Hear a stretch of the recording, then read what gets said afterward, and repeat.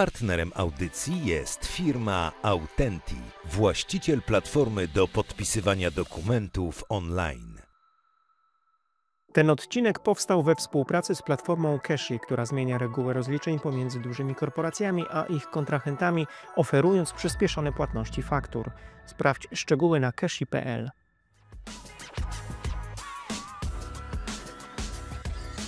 Nagle zacząłem rozmawiać z tymi aniołami biznesu, funduszami VC, zacząłem poznawać jak to działa. Wcześniej w ogóle nie wiedziałem, o co chodzi, jak z tym być. Długo w ogóle nie wiedziałem, jak to działa. Długi czas myślałem, że inwestorzy VC to są tacy bardzo bogaci ludzie. Okej. Się okazało, że niekoniecznie. Oni po prostu znają wielu bardzo bogatych ludzi. Zawsze czułem się źle, pracując dla innych ludzi. Od samego początku miałem jakieś takie ciągły dysonans, że pracuję, wydaje mi się, że robię fajne rzeczy, ale nie mam tej decyzyjności. Decyzyjność.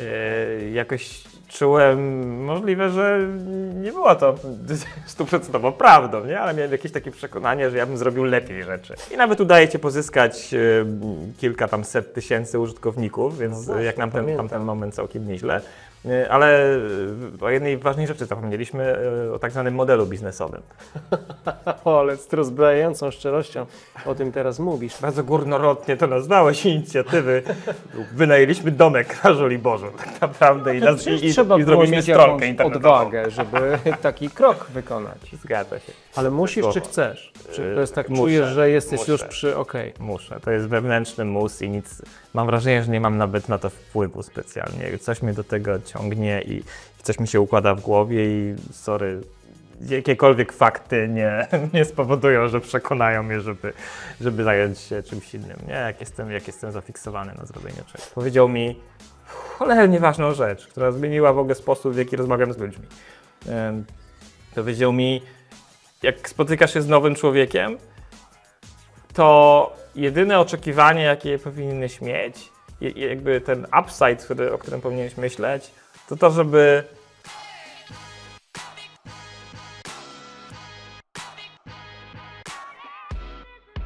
Witaj. Cieszę się, że zainteresował Cię ten materiał. Stworzyłem ten podcast dla Ciebie, byś mógł budować i z sukcesem rozwijać swoje biznesy.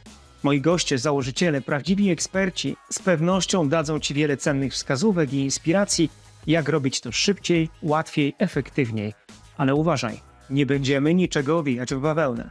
Przed Tobą, przedsiębiorcą, wyjątkowe wyzwanie. Wytrwaj w tej drodze, rozwijaj swoją firmę z sukcesem, ale pamiętaj, jak wygląda prawdziwy biznes, taki bez lukru. Zaczynajmy. Gościem odcinka jest Borys Musielak. Lubisz, Borys, dywagacje z kategorii co by było gdyby?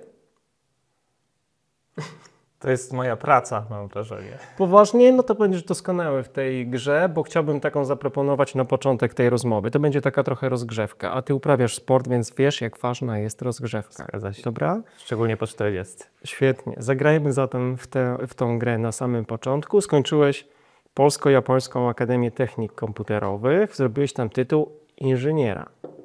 Co by było, gdybyś pozostał przy wyuczonym fachu? Gdzie byś teraz pracował te 20 lat później? Co byś robił? No, pewnie w Komarchu albo w Asseco.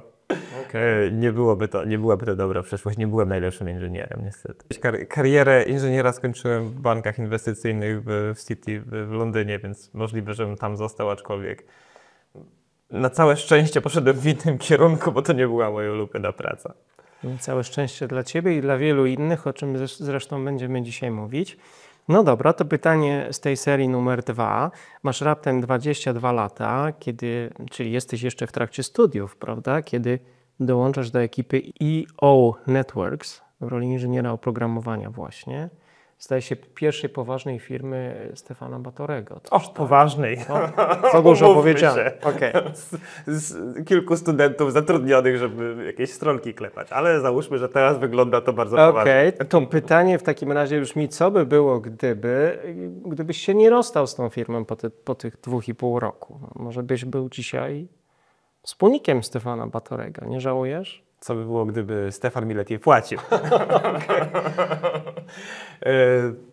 No na pewno brzmi interesująco, ale chyba byśmy nie wytrzymali ze sobą długo. Zdecydowanie wolę Stefana jako kumpla niż jako potencjalnie przełożonego. Rozumiem. No ale wspólnika być może z czasem. Mamy chyba zbyt dużo rzeczy podobnych do siebie, wydaje mi się, że Rozumiem. wspólnicy powinni się mocniej uzupełniać. Okej. No i ostatnie pytanie z tej serii. Co by było, gdybyś robił dokładnie to samo, co robisz teraz, ale mieszkałbyś i pracował w Dolinie Krzemowej?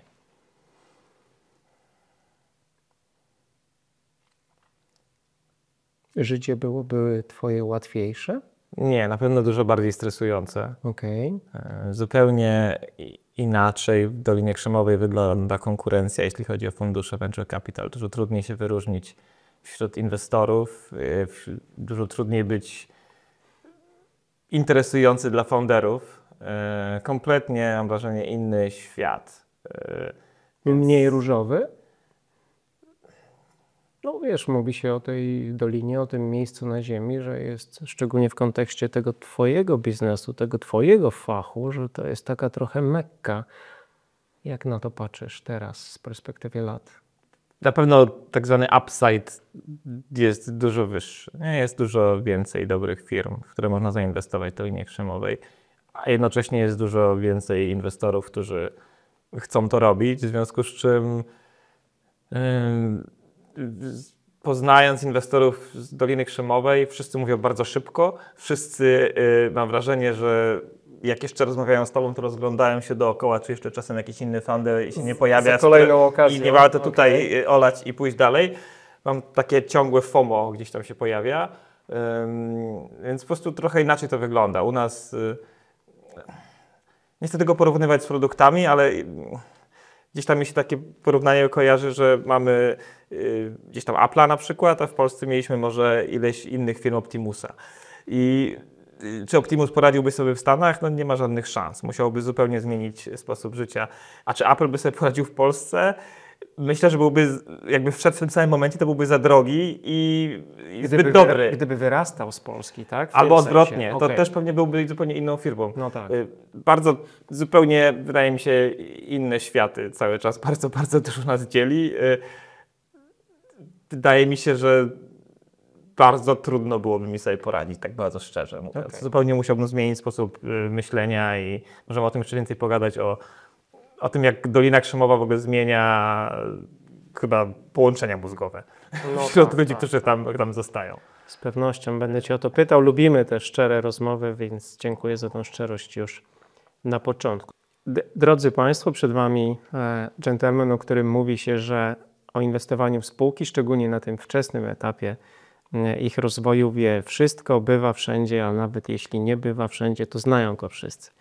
Borys Musielek, partner, założyciel wielu inicjatyw, o których tutaj będziemy dzisiaj mówić, ale przede wszystkim inwestor i założyciel Smok Ventures. Dawno nie widzieliśmy się na żywo, przeciwnie do tego czasu, kiedy szukałem inwestorów do Authenti, bo wtedy, mam wrażenie, spotykaliśmy się prawie na każdej imprezie dla startupów czy dla młodych spółek. Dlaczego twoja firma nazywa się Smok Ventures? Skąd tego smoka wziąłeś? To jest jakiś ukłon strony krakowskiej diaspory, czy? Mój wspólnik Paul mieszkał jakiś czas temu w Krakowie i smok mu się gdzieś tam fajnie kojarzył. Też smok mu się kojarzył z opowieściami babci Polki w Chicago, która gdzieś tam wprowadzała go w ogóle w polską kulturę i polskie legendy, więc gdzieś tam to było takie bardzo pozytywne skojarzenie. A druga część to my nigdy nie traktowaliśmy siebie jakoś bardzo mocno, bardzo poważnie. Nie chcieliśmy nazywać się Capital Partners, coś tam, nie? Tylko chcieliście być inni. Chyba jesteśmy po prostu inni. Ta nazwa gdzieś tam odzwierciedla to, że jest trochę od czapy. Okej. To jak to się stało w ogóle, że ty się przełączyłeś z tego świata IT, od którego zaczynałeś, w ten świat finansów, bardziej inwestycji, budowania, rozwijania startupów? Rozwijając startupy ciągle rozmawiałem z inwestorami. To gdzieś tam w pewnym momencie się okazywało konieczne, żeby móc zbudować jakiś produkt. W pewnym momencie okazało się, że trudno stworzyć coś tylko za własne pieniądze. Jakoś chciało się zrobić coś ambitniejszego i większego, więc nagle zacząłem rozmawiać z tymi aniołami biznesu, funduszami VC i zacząłem poznawać, jak to działa. Wcześniej w ogóle nie wiedziałem, o co chodzi. Jak z tym długo w ogóle nie wiedziałem, jak to działa. Długi czas myślałem, że inwestorzy VC to są tacy bardzo bogaci ludzie. Się okazało, że niekoniecznie. Oni po prostu znają bardzo wielu bardzo bogatych ludzi i na tym się znają. Więc zrozumiałem, jak to działa i w pewnym momencie to był długi proces, ale bardzo chciałem wspierać. Jak zobaczyłem, jak trudno było w ogóle ja zaczynałem tam w 2008 roku startupy i jak trudno było wtedy w ogóle coś zbudować, znaleźć zespół, który w ogóle chciał pracować dla startupu, znaleźć ludzi, którzy chcieli nas wspierać. Bardzo mało było tych ludzi wtedy w Polsce. To miałem takie ciągłe przekonanie, że kurczę, da się tutaj coś zrobić większego. Tu nad Wisłą. Tak, że jakby tutaj potrzebujemy po prostu takiego wsparcia, a przez to, że ja też dużo latałem do Stanów, tam sprzedawałem, również w innych częściach Europy i poznawałem też innych inwestorów, którzy inaczej działają. Ja miałem samych zagranicznych praktycznie inwestorów i to było bardzo niespotykane jak na startup tam z początku wieku. Nawiążemy do tego również, tak. No to czułem, że potrzeba nam tego powiewu z zachodu i połączenia tej naszej mentalności z tą zachodnią i gdzieś tam kiełkowało mi to w głowie, ale zacząłem od tego, żeby to raczej wspierać. Nie myślałem o inwestowaniu, tylko raczej o wspieraniu przedsiębiorców i dlatego powstał najpierw Reaktor X jako akcelerator, a dopiero później bieg różnych okoliczności spowodował, że wylądowałem po ciemnej stronie mocy jako inwestor VC. A co Cię w tej zachodniej mentalności w takim razie najbardziej przyciągało? Co tam z Tobą najbardziej rezonowało? Najbardziej mi się podobało to, że jak pojechałem tutaj jak w Polsce próbowałem sprzedawać na przykład nasz produkt, taki B2B produkt dla sieci kin mieliśmy jako Filmmaster, to zresztą Tobie też próbowałem to sprzedawać w pewnym momencie. Jeszcze w TVN-ie i wielu innym firmom. Bardzo trudno byłoby nawet o spotkanie z prezesem na przykład Cinema City, czy Multikina, czy Heliosa. Udawało się to w końcu, ale to były bardzo trudne. Bardzo dużo czasu zajmowało mi, żeby przekonać, że jestem w ogóle poważną osobą. Prawda? Tak, że nie, ale dotrzeć może nawet się dało, ale ja czułem, że oni traktowali mnie jako poważnego przedsiębiorcy. A to, może nie byłem poważnym przedsiębiorcą, to też prawda, ale oni nie widzieli wcześniej w ogóle takich osób jak ja, którym udawało się zbudować ciekawe firmy i których warto było wspierać. Po prostu nie było wielu takich osób w Polsce. Jak pojechałem do Stanów, a nawet do Anglii, to dużo większa była wiara, że taki tam dwudziestokilkulatek z jakimś pomysłem na innowacje w ich dość przestarzałym biznesie jest w stanie dać im wartość, bo oni widzieli wielu takich wariatów, którzy przyszli i zmienili reguły zupełnie gry. Czyli była od razu inna otwartość na tego. Czuli, że jakby nie stracą tych pół godziny swojego czasu, warto poświęcić, bo a nuż się okaże, że ja jestem tą osobą, że straciliby bardzo dużo, gdybyście nie poznali mnie i na przykład nie zbudowali relacji bardzo wcześnie. I to była ta duża różnica takiego zaufania do ludzi i takiego dania szansy, słuchaj, może jakby wyjść z tej swojej bańki i pogadać z zupełnie innymi ludźmi, ale to wynika z tego, że po prostu oni widzieli wielu takich, którzy też się nie traktowano ich poważnie, a potem zbudowali wielkie biznesy, albo wręcz jak Netflix wywróciły zupełnie cały biznes do góry nogami. No więc tego mi brakowało, takiego otwarcia do ludzi i do tego, żeby robić biznes nie tylko z ludźmi podobnymi sobie, ale też właśnie, żeby zapraszać ludzi z zupełnie innym podejściem i budować coś fajnego. Strasznie mnie to wkurzało w Polsce i chciałem chyba to przynieść z powrotem. Wydaje mi się, że nam się to udaje. No dobrze, to zanim przejdziemy do Venture Capital i roli, z jakiej znamy Cię dzisiaj przede wszystkim, opowiedz nam proszę, jak to się stało, że właśnie początkiem 2009 roku idziesz na własnej, budujesz spółkę Filmmaster. Bo tam jest jeszcze wcześniej, masz takie doświadczenie founderskie w OSM Media, tak? No ale skoncentrujmy się na tym kluczowym, Filmmasterze właśnie. Wtedy się poznajemy też po raz pierwszy.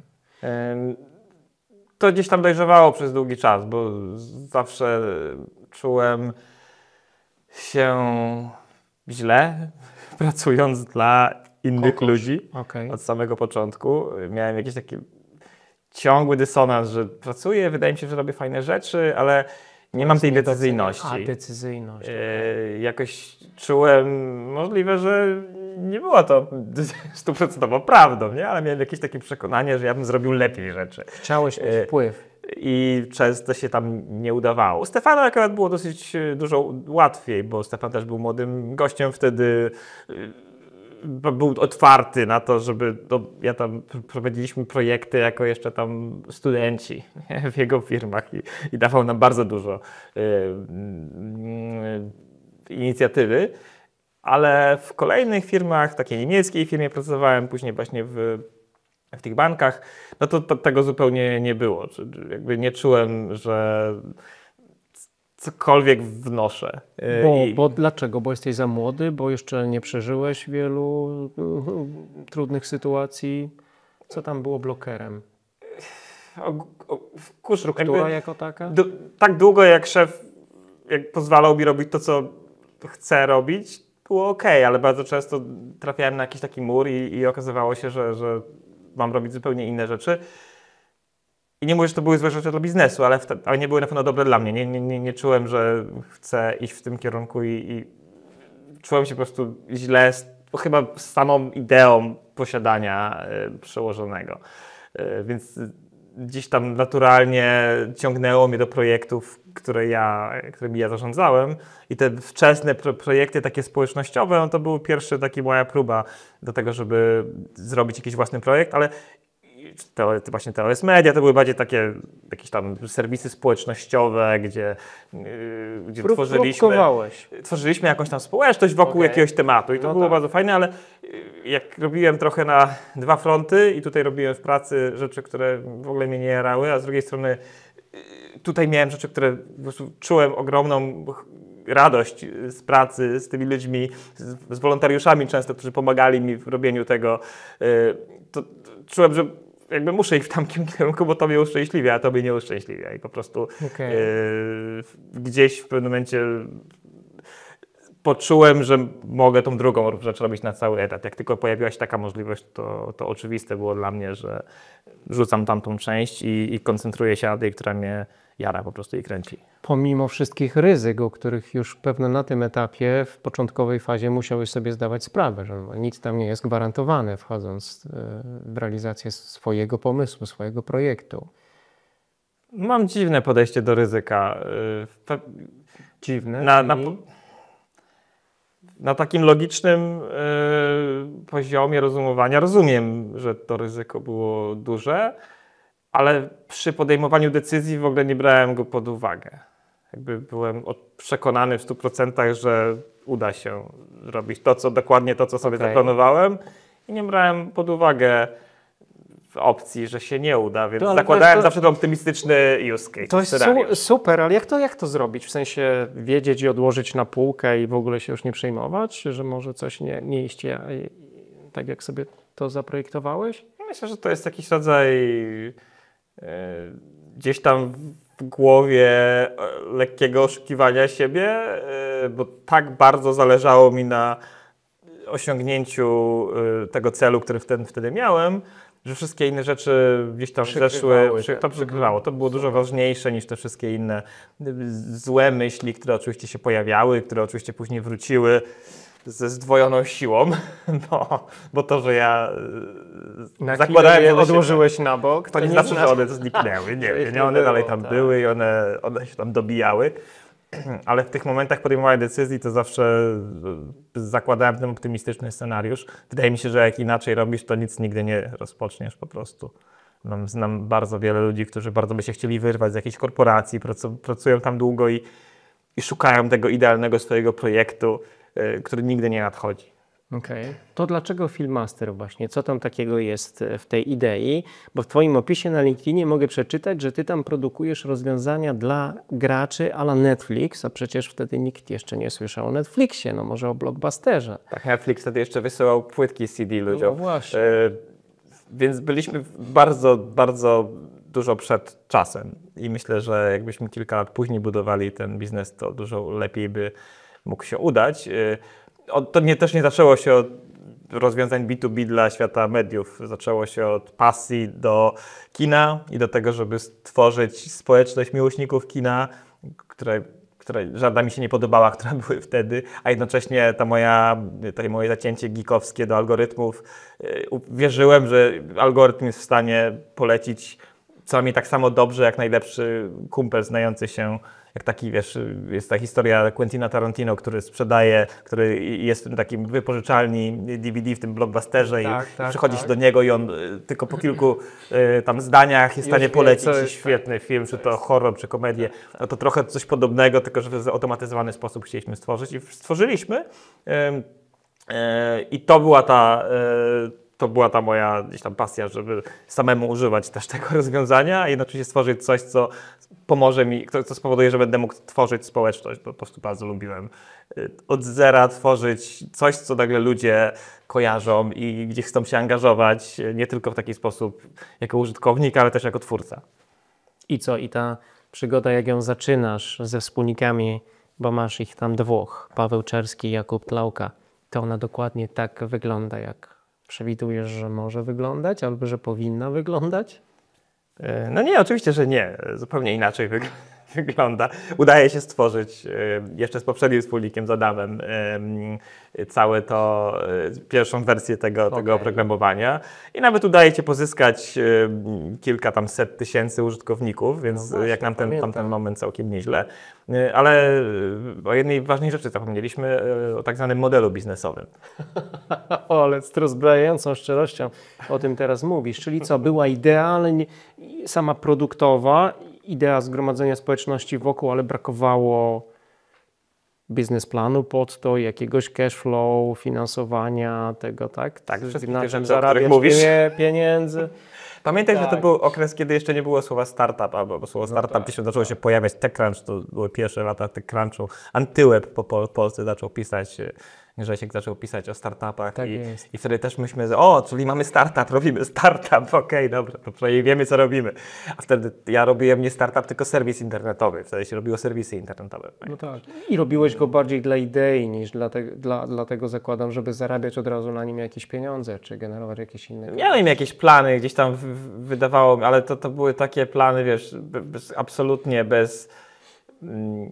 To brzmi absurdalnie, że bez researchu, ale po prostu też nie było specjalnie wielu... Pamiętasz, to były momenty, kiedy jeszcze... odniesienia, prawda? Wtedy jeszcze Amazon nie zarabiał pieniędzy. W ogóle mało internetowych biznesów w ogóle zarabiało jakiekolwiek pieniądze. Więc tak trochę wszyscy gdzieś wiedzieliśmy, że ten internet będzie duży i... Trzeba tam być, ale jeszcze nie wiadomo, jak to potem komercjalizować. To był ten moment, kiedy właściwie to się zaczynało, jakby zaczynały się komercjalizować te biznesy. Nie było tych wielu modeli biznesowych znanych poza takim reklamowym modelem biznesowym, więc to, co miałem w głowie, to zgromadźmy miliony użytkowników i kasujmy na reklamach, jak robimy filmy, więc sieci kin czy dystrybutorzy będą do nas przychodzić i będziemy tam zarabiać. I to pewnie mogłoby się udać, gdybyśmy realnie zbudowali coś aż tak dużego, no ale zbudowaliśmy coś troszkę zbyt niszowego. Zrobiliśmy serwis trochę przez to, że to było coś, co ja lubiłem, no to zrobiliśmy serwis dla fanów kina festiwalowego. No i super. Bardzo dużą wartość daliśmy, myślę, dla tych ludzi, ale nie udało się tego zmonetyzować w tamtym momencie i stąd pivot do B2B, do sprzedaży, do skomercjalizowania tego naszego algorytmu. Ale to się pojawiło, jak poznałem kolejnego wspólnika Marka, Brytyjczyka, który siedział w sieciach kin i powiedział mi po kolei, czego oni potrzebują. Czego ty nie miałeś. A czego ja nawet nie wiedziałem, że potrzebuję. Nawet nie rozmawiałem, nie pomyślałem nawet, że możemy taki produkt dla sieci kin stworzyć. Więc dopiero wtedy ten biznes tak naprawdę zaczął mieć ręce i nogi. A jak z tymi tutaj wspólnikami w Polsce się odnajdujesz? Jak to się dzieje, że łączysz siły z konkretnymi osobami wokół tej idei? Z Pawłem i z Kubą po prostu się świetnie dogadywaliśmy i mieliśmy zupełnie oddzielne kompetencje. Paweł jest... Czy to ważne? Super w kontekście poszukiwania wspólników? Super, jakby kluczowe. Gdybyśmy mieli podobne, to wszyscy byśmy pędzili na ten mur, nawet nie zauważając, że są jakieś, że można go ominąć. Paweł zawsze był osobą bardzo takim pedantyczną i on zajmował się designem i user experience i czuł, że produkt musi być gotowy, zanim będzie pokazany. Kuba był jednym z najlepszych programistów, takich największych mózgów jakich znałem i on przepisał też ten mój algorytm rekomendacji, żeby miał ręce i nogi, żeby to był skalowalny i tak dalej. A ja odwrotność w sumie i Pawła i Kuby. Nie byłem nigdy świetnym programistą. Zawsze chciałem ogłosić rzeczy, zanim jeszcze w ogóle ukształtowały się w mojej głowie, a co dopiero były gotowe, a dla mnie gotowe były po prostu od razu, jak coś potencjalnie mogło zadziałać. Więc takich osobowościowo mieliśmy bardzo dużo ciekawych spięć, ciekawych rozmów. Bywały zgrzyty? Oczywiście, że cały czas. Bo zupełnie innymi ludźmi gdzieś tam byliśmy, no ale udawało się to gdzieś łączyć i tworzyć, myślę, fajne produkty gdzieś tam pomiędzy good enough, a jednak wystarczająco dobre, żeby się mogły sprzedawać. To w tych momentach kryzysowych, kiedy rzeczywiście zderzały się wasze idee, to co było kluczowe, by znaleźć właściwe rozwiązanie, by na nie postawić? Bo bardzo często mamy jako szczególnie początkujący przedsiębiorcy takie wyzwania. Poznajemy się z tym drugim partnerem najczęściej w trudnych momentach właśnie. Jak wtedy wy, według jakiego algorytmu, czy według jakiej reguły znajdowaliście porozumienie ponad podziałami? No to nie było łatwe i nie zawsze znajdowaliśmy, mówiąc szczerze. Gdzieś tam przetrwaliśmy, wydaje mi się, może ze względu na relacje, które mieliśmy ze sobą i na to, że gdzieś tam jednak ufaliśmy sobie nawzajem w tych kompetencjach, które każdy z nas miał. Więc jak Paweł mi męczył przez miesiąc, że to jeszcze nie jest gotowe, że to naprawdę jeszcze nie jest gotowe i nie możemy tylko tak wypuścić, to gdzieś tam ja starałem się ustępować, ale też czasem on mówił, dobra, no trudno, ja uważam, że to jeszcze dalej nie jest gotowe, ale jak uważasz, że to sprzedaż, to idź, good luck.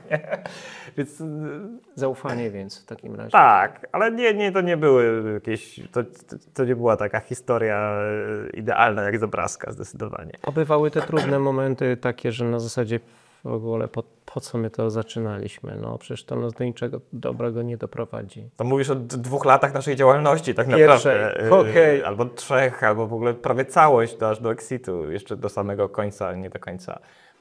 Cały czas były te wątpliwości. Okay. No dobra, ale całkiem sprawnie tam jednak i to nie udaje się, bo nie przepadam za tym słowem, ale robisz pewno w przemyślany sposób, albo inaczej. Robisz coś, co jest też zupełnie świeże i nowe dla tego rynku, bo robisz rundę inwestycyjną. Przecież tak ją rozumiem w Filmasterze na 500 000 euro. To ja szanuję, bo ja do dziś spotykam takich inwestorów na rynku, którzy nigdy nie znajdowali się w podobnej sytuacji, a dzisiaj podpowiadają przedsiębiorcom, jak należy się w tych sytuacjach zachować, a ty to przeżyłeś. A potem rozumiem z inwestorami, którzy potem zostają właścicielami twojego biznesu, tak? Czy nie? Czy ta pierwsza runda, ta runda na 500 000 euro to jest już sambon, czy jeszcze? To jeszcze byli inwestorzy tacy finansowi. Okay. Tacy trochę aniołowie biznesu. Tak, właśnie Mark, który został też później takim operacyjnym wspólnikiem. On zainwestował swoje pieniądze, po prostu uwierzył w nasz produkt i w to, że będzie miał zastosowanie na rynku sieci kin. Lars Hinrich, Niemiec, który też był aniołem i zrobił taki próbę akceleratora funduszu inwestycyjnego wczesnego. On też był częścią tej rundy. Krzysiek Kowalczyk tutaj w Polsce i jeszcze taki z Turcji inwestor Efekt, który chcę był... zebrałeś taką ekipę międzynarodową wokół tej idei. Kontakty, wszystko, relacje? Część, dużo podróży po prostu, głównie do Londynu, bo tam było w sumie główne miejsce, gdzie byli inwestorzy i chcieli rozmawiać ze startupami. Jak się już dowiedziałem, że robię startup, to nagle się zacząłem szukać, kto finansuje startupy. Gdzie jest kasa na startup? A część to też z powodu tego, że po prostu ja starałem się sprzedawać jak już wiedziałem, że B2C to nie będzie prawdopodobnie ta żyła złota, to zacząłem myśleć o B2B. Więc wtedy rozmawiałem z sieciami kin, z pierwszymi serwisami VOD i też z kablówkami. No i przez te kontakty też poznałem część naszych inwestorów, właśnie EFE czy Marka. Więc częściowo to był ten finansowy rynek, a częściowo to byli ci ludzie z branży, którzy po prostu stwierdzili, dobra, to jest sensowne. Spróbujemy to może wdrożyć albo przynajmniej pomóc, zainwestować i pomóc to rozwijać. No to też tam jesteś świeżakiem. To jest taki dobry wzór dla dzisiaj, tak historycznie patrząc wstecz do tamtego momentu się cofając, to Tak, czułem nawet jak jeździłem na te targi na MIP TV czy na tam IBC do Amsterdamu, to zawsze miałem wrażenie, że inaczej w ogóle wyglądam niż reszta osób, które tam przechodzą, nie? I byliśmy trochę z innego świata. No i potem Samba TV, sprzedaż całej firmy.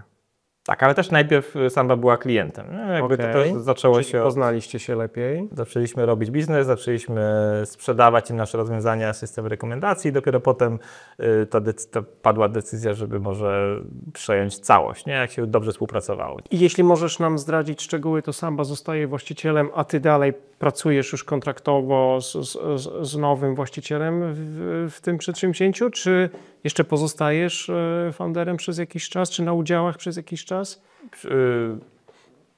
Nasi inwestorzy są wykupieni przez Sambę, a część z nich częściowo wykupieni, częściowo przejmuje trochę udziału w Samby.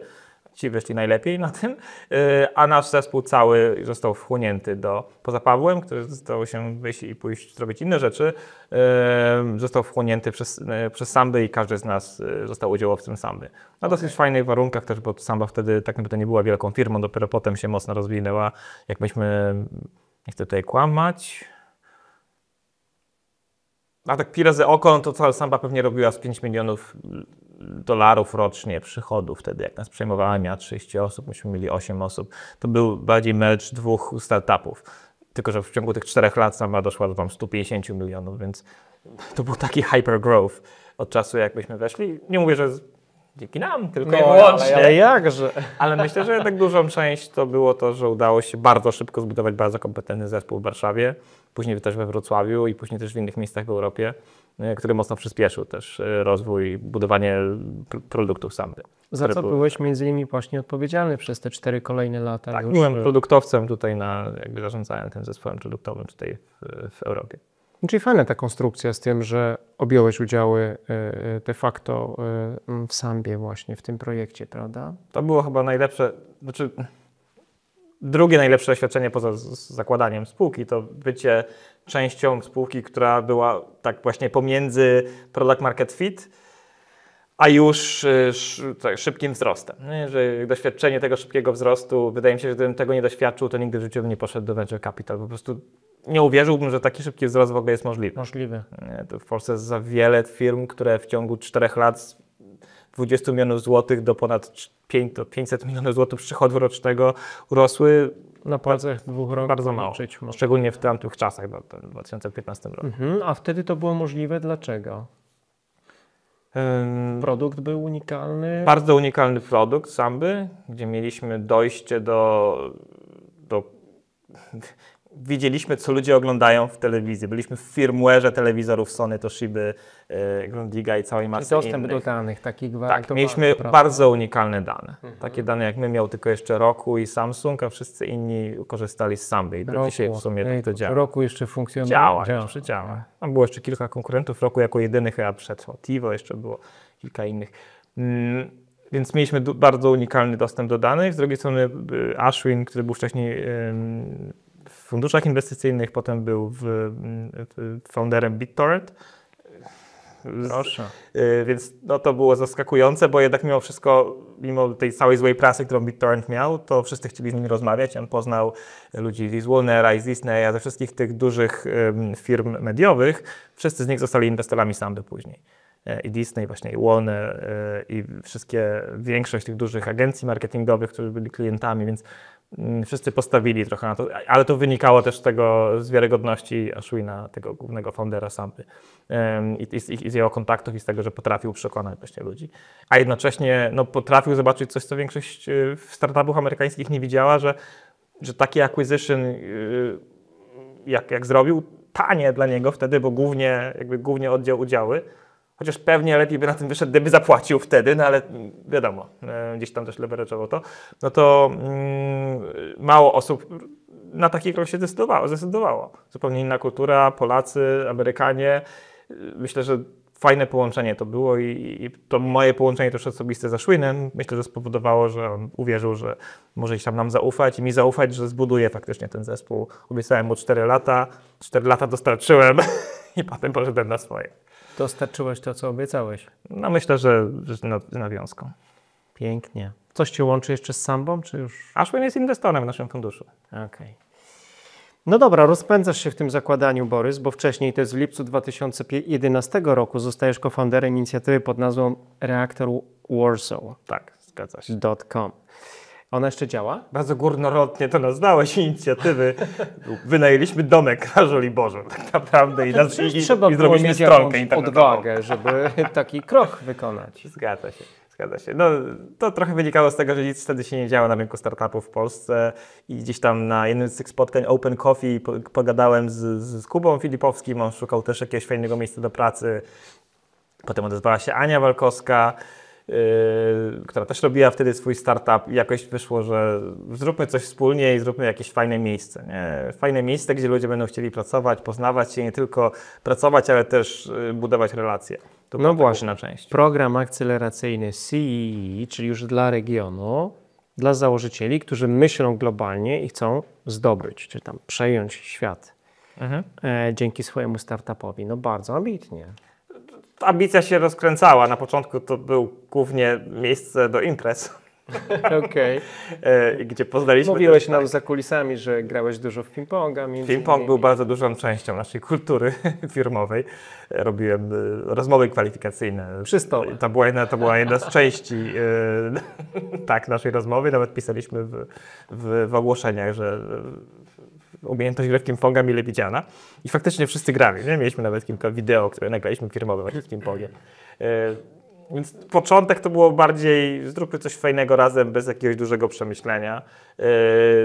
Zróbmy, po prostu zróbmy. Nie bójmy się wykonać tego kroku, prawda? No tak, to też było jakieś ryzyko, bo wynajęliśmy na rok winne nie mając pieniędzy na tą Feedlay i trzeba było później znaleźć ludzi, którzy nam zapłacą i będą chcieli z nami to wynajmować, więc wiadomo, to jakieś ryzyko było. A ten program akceleracyjny to raczej wynikł z tego, że to, co robiliśmy w reaktorze, w tym miejscu, w tym czasie, to było głównie pomaganie właśnie przedsiębiorcom. Oni zaczęli się pojawiać i chcieli naszej rady, bo my już na przykład zebraliśmy finansowanie, Kuba już miał rosnącą firmę Doświadczyliście, i tak dalej. I z tego trochę wynikło, że kurczę, widzimy, że da się to zrobić z tego trochę produkt i taki produkt, którego nie było na tym rynku wtedy, czyli taki prywatny akcelerator, co jest bardzo ważne, bo takich pseudoakceleratorów parpowych było sporo na rynku.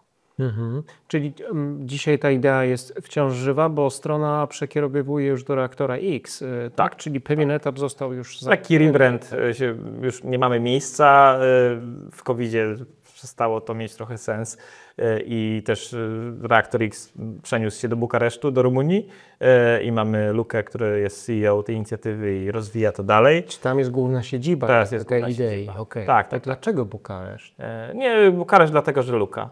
Poznaliśmy po prostu, jak robiliśmy swój fundusz, konkretny człowiek. Jak z Dianą, która wcześniej ze mną robiła Reaktor X-a, założyliśmy fundusz inwestycyjny, który był trochę takim następnym etapem tego akceleratora, to trochę nie wiedzieliśmy, co dalej z akceleratorem. No nie możemy robić dwóch rzeczy naraz, to jest też akcelerator, to raczej budowanie społeczności, fundusz to już trochę monetyzacja. To są interesy, prawda? Są rozbieżne interesy, a jednocześnie jest ten deal flow akceleratora ma wpływ na deal flow funduszu, więc zaczęliśmy szukać człowieka, który przejmie to i będzie chciał stworzyć z tego niezależny zupełnie od nas brand.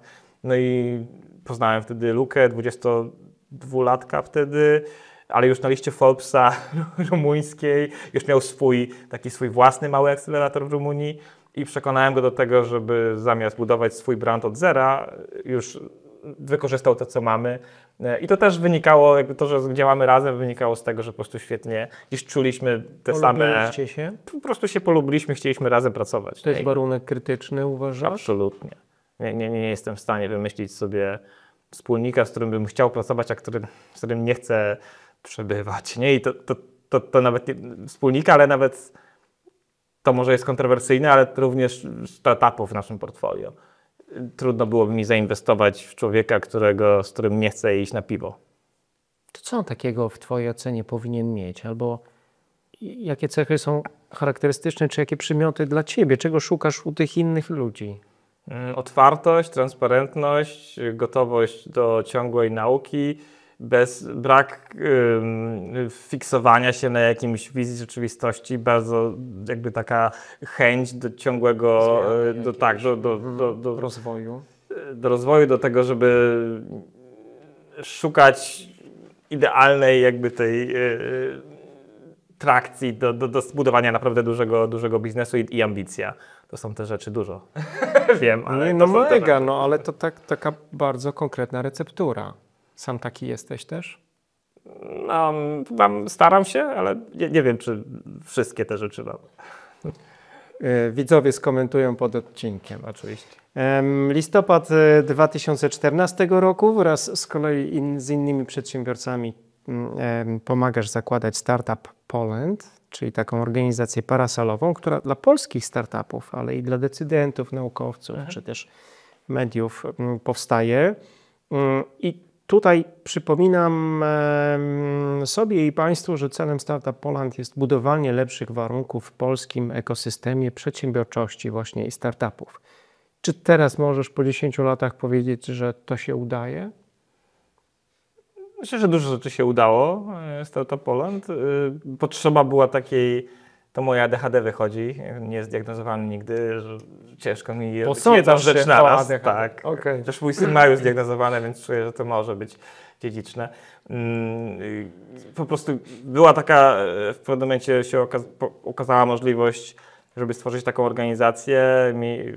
Udało się przekonać Google jako pierwszego sponsora, żeby to zrobić, więc potrzeba było tam pieniędzy.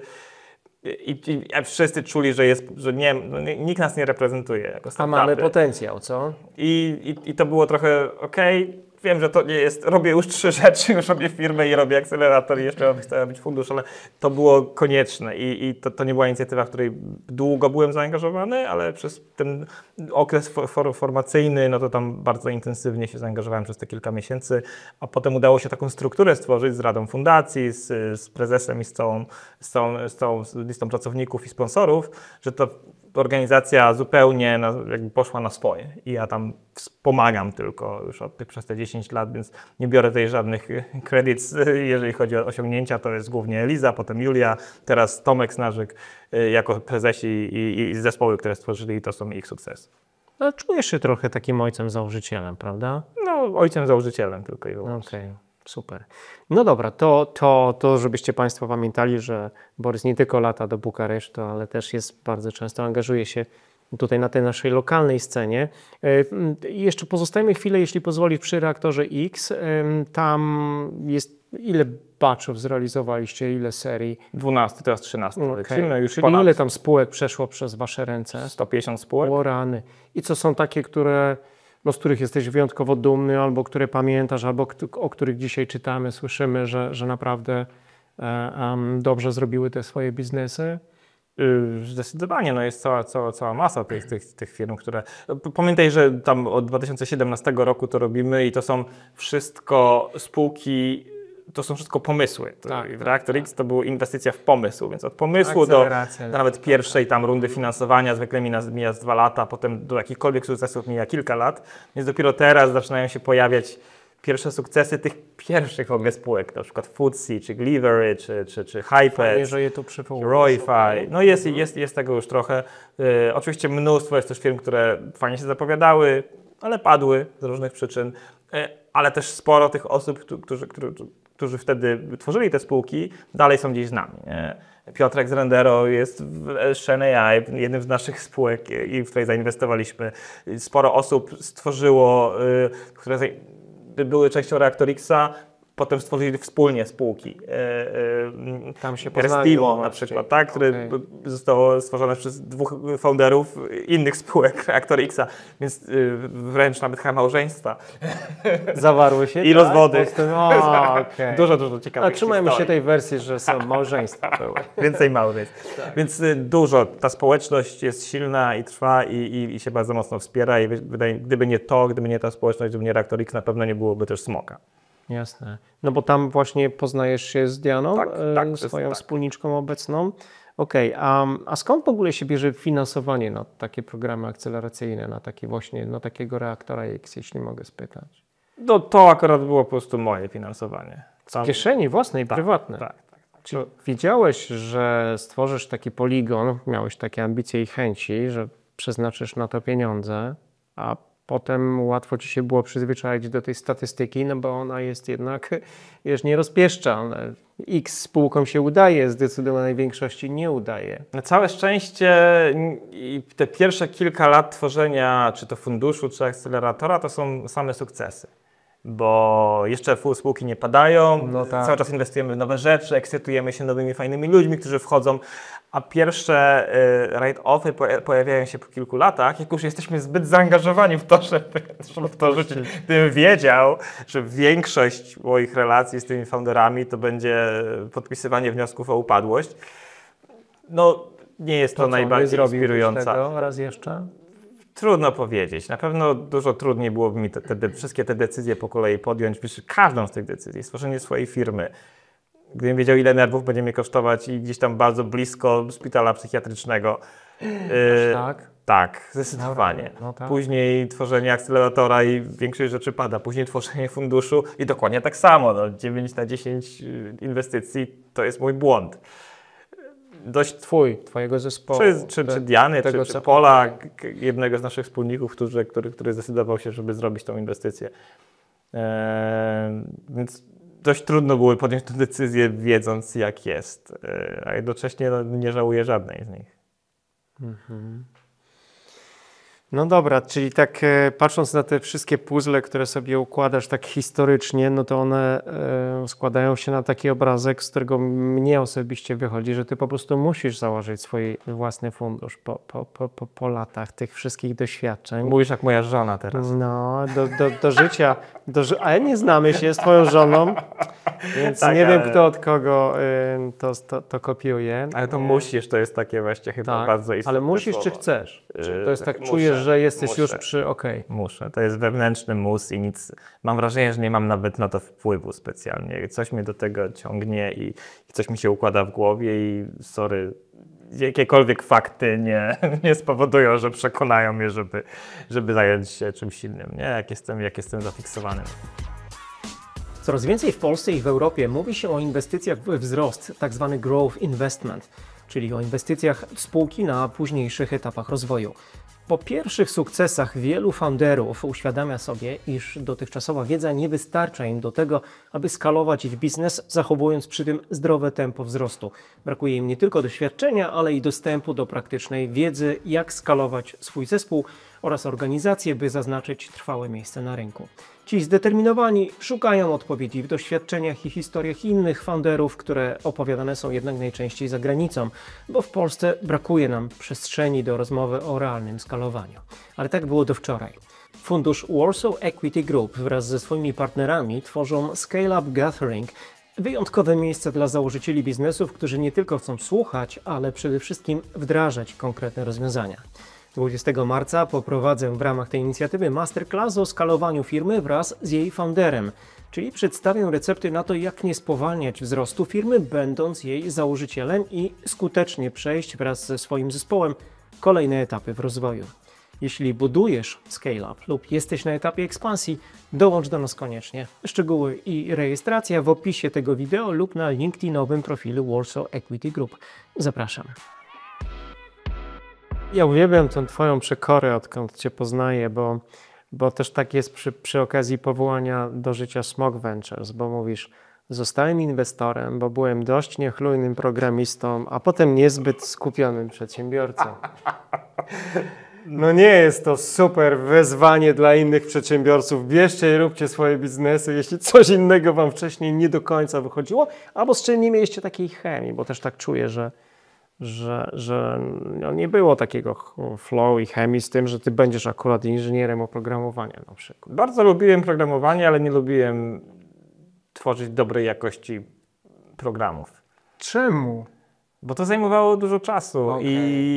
i to mnie nudziło. A w tym czasie można chciałem- robić inne rzeczy. Ja chciałem budować i odpalić i żeby ludzie już tworzyć. tego używali, nie interesowało mnie Ale jako specjalnie. inżynier oprogramowania miałeś ogromny wpływ na to, co powstaje przecież. Tak, i to bardzo lubiłem, tą część bardzo tą lubiłem. część. Nie lubiłem tej części debugowania, sprawdzania, Jasne, dlaczego tutaj za szybko coś zrobiłem, jest teraz kupę błędów. Tego miałem Kubę, Mariusza, Lecha i innych genialnych ludzi, którzy przejęli te części i później musieli ten mój biedny kod refaktorować, żeby coś z tego wynikało. Nawet nie wydaje mi się, to chyba jest statystyka, pokazuje. Jak jesteś świetnym przedsiębiorcą, to nie będziesz dobrym VC, moim zdaniem. Zupełnie inne typy, zupełnie inne są potrzebne. Bardzo fajnie być przedsiębiorcą, bo to pokazuje, jakby, tak jak wspomniałeś, buduje zaufanie z innymi przedsiębiorcami, bo oni wiedzą, że przechodziłem przez tą bardzo niefajną część od 0 do 1. Wymagającą. Ale nie znam zbyt wielu przedsiębiorców, którym się naprawdę udało, którzy zbudowali wielomiliardowe spółki, a potem chcieli być VC. Są aniołami biznesu, jasne, ale to jest dodatkowa robota, to jest taka side job. Jak ci się uda naprawdę stworzyć bardzo dużą spółkę, to znaczy, że jesteś mega skupiony na biznesie. Jesteś w stanie skupić się na jednej rzeczy, bo większość dużych spółek do dzisiaj robi jedną rzecz. Taki dog planner do dzisiaj robi... Ale super, że to mówisz, naprawdę. Ta koncentracja jest bardzo istotna w biznesie. Ale ja tego nigdy nie umiałem. Nie umiałem nigdy się tak skoncentrować. Jak widzisz, robiłem Filmastera, jednocześnie robiłem Startup Poland i Reaktor X. Jak miało to się tak naprawdę udać? Nie ma szans, dlatego jak też inwestujemy, to nie zainwestowałbym w siebie raczej, jako w przedsiębiorcę. Czyli w takim razie inwestujesz też w przedsiębiorców, którzy wiesz, że są skoncentrowani na tym, by w danym momencie czasu... Jak widzę za wiele cech moich, to czuję, że to może będzie mój fajny wspólnik do smoka. Ktoś, kto może deal flow będzie mógł mi przynieść, ale niekoniecznie świetny przedsiębiorca. No więc... A z drugiej strony te cechy, które powodują, że jesteś świetnym przedsiębiorcą, wydaje mi się, że bardzo trudne byłyby, żeby się przełożyły na bycie dobrym inwestorem venture capital, bo tutaj dokładnie jest odwrotnie. Zbytnie skupienie na, nie wiem, jednej branży, jednej firmie, która ci się bardzo podoba, może spowodować, że stracisz bardzo dużo potencjalnych deali. To ciągłe rozproszenie działa na twoją korzyść, bo łapiesz więcej potencjalnych okazji i to, co jest istotne, to skupić się na tym, żeby wybrać te właściwe okazje oczywiście i je gdzieś tam doprowadzić docelowo do tego, żeby zainwestować i żeby być częścią tych firm, ale deal flow, wielkość tego pipeline'u jest bardzo istotna.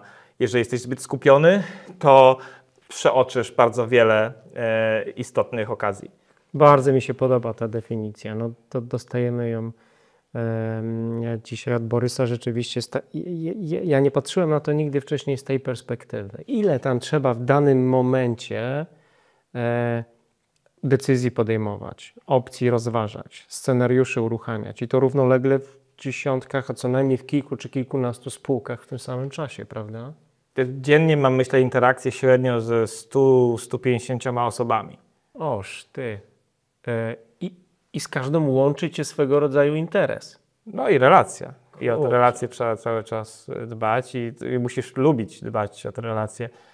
To też jest rzecz, która niekoniecznie pasuje do takiego umysłu przedsiębiorcy, który po prostu skupia się na produkcie i na kliencie. To są dwie istotne rzeczy, czasem na pozyskiwaniu finansowania, jeżeli jeszcze go potrzeba, a niekoniecznie na tym, żeby latać po eventach networkingowych, czy pisać złote myśli na LinkedInie, które tam spowodują, że więcej ludzi będzie nas śledziło i więcej ludzi się dowie o tym, co robimy, bo to nie są te właściwe osoby, to nie są nasi klienci. A akurat VC to są te właściwe osoby, bo cały ten mój audience to są przedsiębiorcy.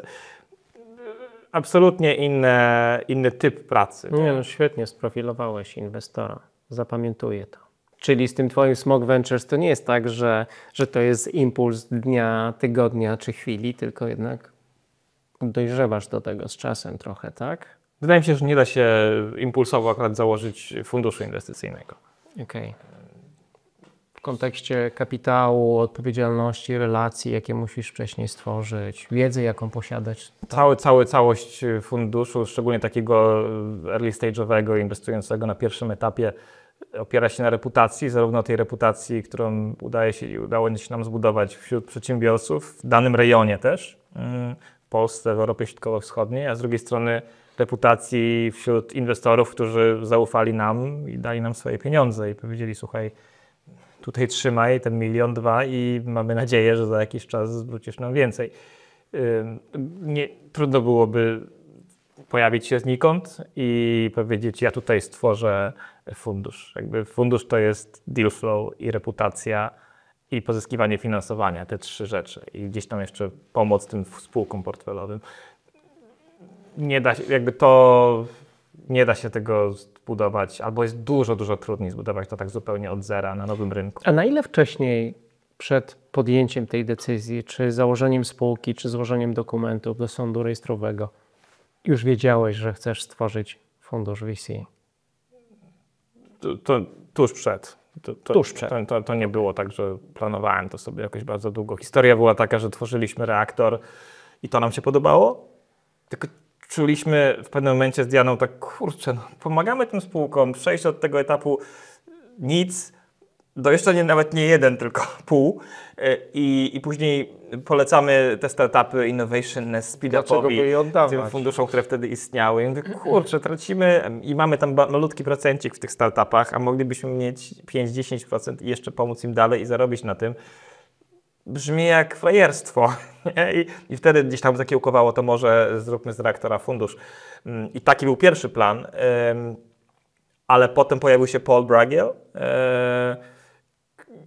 Pojawił się wcześniej, ale tak naprawdę... Tak znikąd się też nie pojawił, co? No, znikąd nie, ale gdzieś tam pojawiał się w Polsce raz na jakiś czas. On bardzo chciał gdzieś zainwestować. To jest człowiek, który ma bardzo dużo doświadczeń i bardzo dużo sukcesów w Dolinie Krzemowej. Ale też nie tylko w Dolinie Krzemowej. No, na całym świecie po tych pierwszych sukcesach w Dolinie Krzemowej, gdzie zainwestował w Ubera, Unity, w Roblox, w Pokémon Go, w całą 14 spółek, które potem zostały jednorożcami, zaczął też inwestować w najbardziej interesujących i najszybciej rozwijających się miejscach świata. Czyli w Singapurze, w Brazylii, w Afryce. I tam stworzył fundusze inwestycyjne z lokalnymi zespołami, wspierając je swoją wiedzą i swoim networkiem z Doliny Krzemowej. Więc to już jak zaczęliśmy robić, chcieliśmy stworzyć fundusz i zaczęliśmy rozmawiać głęboko z Polem, z którym już mieliśmy wcześniej relacje. Pol w ogóle połączył mnie z Ashwinem i dzięki tej tą pierwszą intro, no to tak naprawdę też ta reputacja gdzieś tam się zbudowała i pewnie dzięki temu Ashwin został naszym klientem, a potem inwestorem. No to naprowadził nas na to, że kurczę, ma już taki szablon, który zaczął działać. Czemu nie zrobić tego w Europie Środkowo-Wschodniej, zacząć od Polski, a potem w Europie Środkowo-Wschodniej? I to absolutnie na papierze miało sens. Tworzymy coś bardzo podobnego do jego funduszu z Singapuru, który też zaczął się tam, a potem przelał się na całą Azję Południowo-Wschodnią. Zróbmy to samo tutaj w Polsce i w CE. No i tam ryzyko było takie, że nigdy z Polem nie pracowaliśmy. Z Dianą byliśmy blisko, a z Polem byliśmy drinking buddies, nie? To zupełnie co innego niż robić razem firmę. Więc tam tych zderzeń było dużo. Zderzenia, jakieś konfrontacje, jakieś bardzo dużo. Rozmowy o czym konkretnie? O tym, jak sobie to wyobrażacie, co jest potrzebne? Według Pola mieliśmy bardzo małą ambicję. Jak zdecydowaliśmy się robić fundraising funduszu, to z Dianą stwierdziliśmy, no mamy tu Pola, więc mamy to ogarnięte. Z takim gościem no to tak naprawdę nie mamy co się tutaj starać. Więc mieliśmy taką rozmowę, pamiętam, w Tel Awiwie, tu w Warszawie, w centrum, gdzie siedzieliśmy jak takie 2 króliczki, a Paul po prostu jechał po nas i w taki jednak w miarę pozytywny i motywujący sposób, ale czuliśmy się bardzo... Tak, czuliśmy się bardzo... jednocześnie tak walnięci po głowie, ale jednocześnie zmotywowani do tego, żeby czyli to my mamy się tym zająć. Dobra, to jakby cała idea nie jest taka, że ty nam zbierzesz teraz fundusz, bo pewnie byś mógł, tylko to, żeby długoterminowo zbudować kompetencje, na przykład fundraisingowe na początku, bo inaczej to nie będzie długoterminowego sukcesu funduszu, jeżeli to jedna osoba będzie się tym zajmować. Więc no to gdzieś tam przestawiło nam w głowie i przestawiło też w głowie to, z kim w ogóle powinniśmy się komunikować, jak w ogóle się fundusz zbiera. Nie wiedziałem, że mam tylu bogatych znajomych. Wystarczy pytać, nie? Trzeba po prostu bardzo dużo ludzi pytać. I okazuje się, że sporo osób chciało nam pomóc i wierzyło, że coś fajnego zbudujemy. Więc Bo już Cię poznało wcześniej. bo wcześniej byli mentorami Reaktor X-ie, widzieli jak działałem w Filmmasterze, widzieli Dianę, która tworzy akcelerator i to zaufanie już było zbudowane, więc... Czyli jesteś takim typem gościa, który nie pali mostów? Te relacje są dla Ciebie ważne, ja to słyszę już tutaj z tych Twoich wypowiedzi, tak? Że one nie wiadomo kiedy mogą przynieść jakąś wartość. Na pewno nie myślę o tym w ten sposób, jak zaczynam jakąkolwiek relację, o tym, jaką wartość mi to przyniesie. Ja nie spotkałem jeszcze nikogo na tym startupowym szczególnie rynku, który by się źle wypowiadał o Borysie Musielaku. Może niewystarczająco cisnę, nie? Jakby coś jest... Zastanawiam się. Ma to sens, co mówisz też, ale wiesz, to jest pierwsze wrażenie często, nie? Takie właśnie zaproszenie do rozmów, Albo spotkanie. wszyscy się mnie boją. Być może. Teraz już nie. na pewno Dokładnie Twoje jest wymagania rosną z czasem, tak? Zbierania bardzo konkretnych doświadczeń. I widzę na przykład, jak w bardzo fajny sposób na swojej stronie internetowej podpowiadacie, czy sugerujecie, z kim chcecie rozmawiać, na jakich zasadach, ale bardzo transparentnie pokazujecie tam ścieżkę, jaką trzeba przejść, żeby dojść do bardzo konkretnych kompromisów. To jest fajne, bo nie tylko wymagasz, ale dajesz bardzo konkretne przykłady tego, jak to należy robić dobrze. Wydaje mi się, że może część z tego, o czym mówisz, wynika z motywacji mojej do robienia biznesu, która nie jest motywacją szybko zaróbmy dużo pieniędzy. Nigdy nie miałem takiej motywacji. To jak masz Bo motywację? szybko zarobić dużo pieniędzy, pewnie mógłbym, nie wiem, w hedge fundzie może. Nie wiem, pewnie nie jestem wystarczająco smart, żeby tam pracować, ale jest wiele miejsc, gdzie pewnie w korporacjach wartość oczekiwana tej mojej pracy 20-letniej już w technologiach, pewnie strzelam, że byłaby wyższa. Wartość oczekiwana, nie mówię, że też nie tyle osiągnął. Ja zawsze myślę o tym przede wszystkim pracować z ciekawymi, ambitnymi ludźmi, mieć wokół siebie mnóstwo ludzi, którzy mnie inspirują, być też, starać się może być, jeżeli jestem w stanie być inspiracją dla młodszych ludzi i jakby z tego powodu spędzam całe dnie robiąc, recenzując aplikacje do programów akceleracyjnych młodych ludzi. 20-latków, którzy jeszcze nic nie osiągnęli, absolutnie wartość oczekiwana, ale jakbym miał myśleć biznesowo o tym jest bardzo niska, nie? Ale miałem kilka osób takich, które bardzo im pomogło, jak ja byłem w tym czasie, właśnie Krzysiek Kowalczyk między innymi i też czułem, że to było bezinteresowna pomoc i czuję, że gdzieś tam jest oczekiwanie, jakby czuję presję na sobie, że ja też powinienem to robić. Nie myślę o żadnej relacji w taki sposób krótkoterminowy. Myślę o tym w sposób długoterminowy. Kiedyś w ogóle Paul, mój wspólnik, z którym dzielimy bardzo jesteśmy podobne blisko, wartości. bardzo te wartości są podobne, powiedział mi cholernie ważną rzecz, która zmieniła w ogóle sposób, w jaki rozmawiam z ludźmi. Powiedział mi, jak spotykasz się z nowym człowiekiem, to jedyne oczekiwanie, jakie powinieneś mieć, jakby ten upside, o którym powinieneś myśleć, to żeby poznać nowego przyjaciela. Z takimi dobrymi intencjami po prostu do człowieka, tak? Niezależnie od tego. To jest jakby, jak coś innego się zadzieje, super, ale staraj się poznać tą osobę i zobaczyć, czy to może być człowiek, z którym będziesz chciał spędzać czas i z którym będzie fajną osobą, z którym można spędzać czas, a później dopiero myśleć o potencjalnym biznesie, jakichś dealach, które można zrobić i tak dalej. I to super zmieniło moją perspektywę z takiej transakcyjnej. Nie mówię, że taką miałem, ale szczególnie biznesowo, sprzedażowo zawsze się chce jednak szybko przejść do tego biznesu, a takie jego podejście, bliższe temu amerykańskiemu podejściu, jest takie: poznajmy się nawzajem, róbmy biznes z ludźmi, z którymi czuję, mamy wspólne wartości I też, ale częścią tego jest też to, zamykajmy relacje, które nie czujemy, które nie służą nam. Nawet jeżeli to są relacje z miliarderami, którzy mogliby nam potencjalnie bardzo pomóc w, nie wiem, finansowaniu naszego biznesu i tak dalej.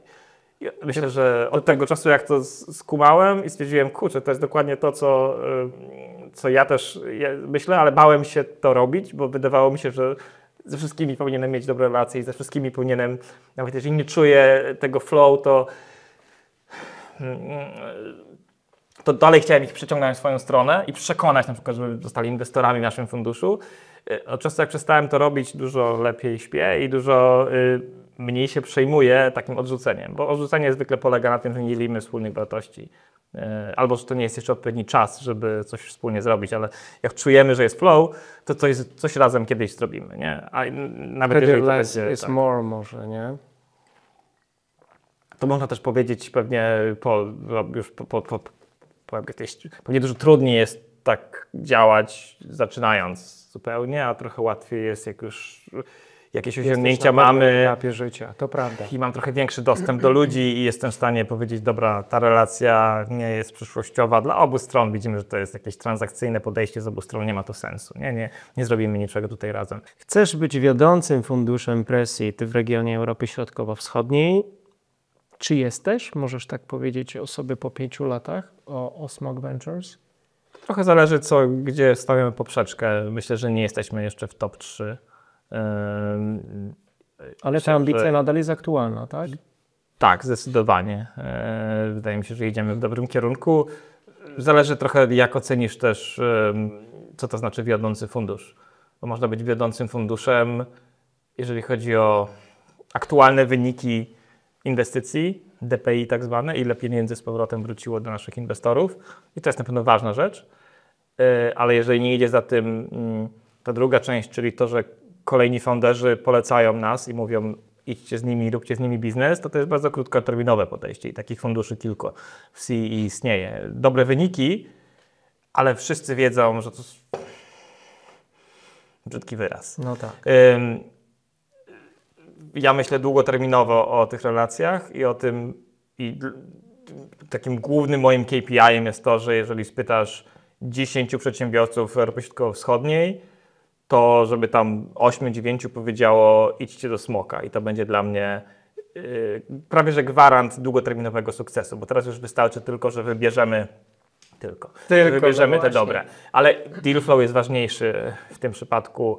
Te deale, których nie zrobiliśmy, bo o których nie wiedzieliśmy, bolą mnie najbardziej. Jeżeli o czymś wiem i powiem, dobra, nie mam tutaj flow, nie chcę albo nie wierzę w to, a oni i tak osiągną sukces, no super, fajnie dla nich, ale nie mam aż takiego FOMO związanego z tym, jeżeli nie usłyszałem o czymś. Nie? Był świetny biznes, który czuję, że idealnie pasowalibyśmy tam, a nie usłyszę o nim, więc i to jest moim zdaniem taki, może nie gwarant, ale podstawowa część sukcesu w Venture Capital, żeby po prostu najlepsi przedsiębiorcy polecali innym przedsiębiorcom, żeby iść do nas i żebyśmy byli tym funduszem pierwszego wyboru.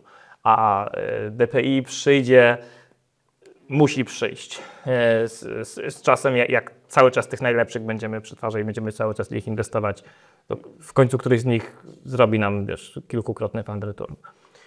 Czy to, że byłeś po drugiej stronie i sam byłeś przedsiębiorcą, Borys, to oznacza, że masz więcej empatii, takiego zrozumienia dla założycieli, czy wprost przeciwnie? No bo powiedziałeś, z kim chciałbyś, a z kim nie chciałbyś pracować, natomiast w kontekście podejmowania potem decyzji o potencjalnej współpracy, to ci przeszkadza, cię uwiera bardziej, czy bardziej ci pomaga?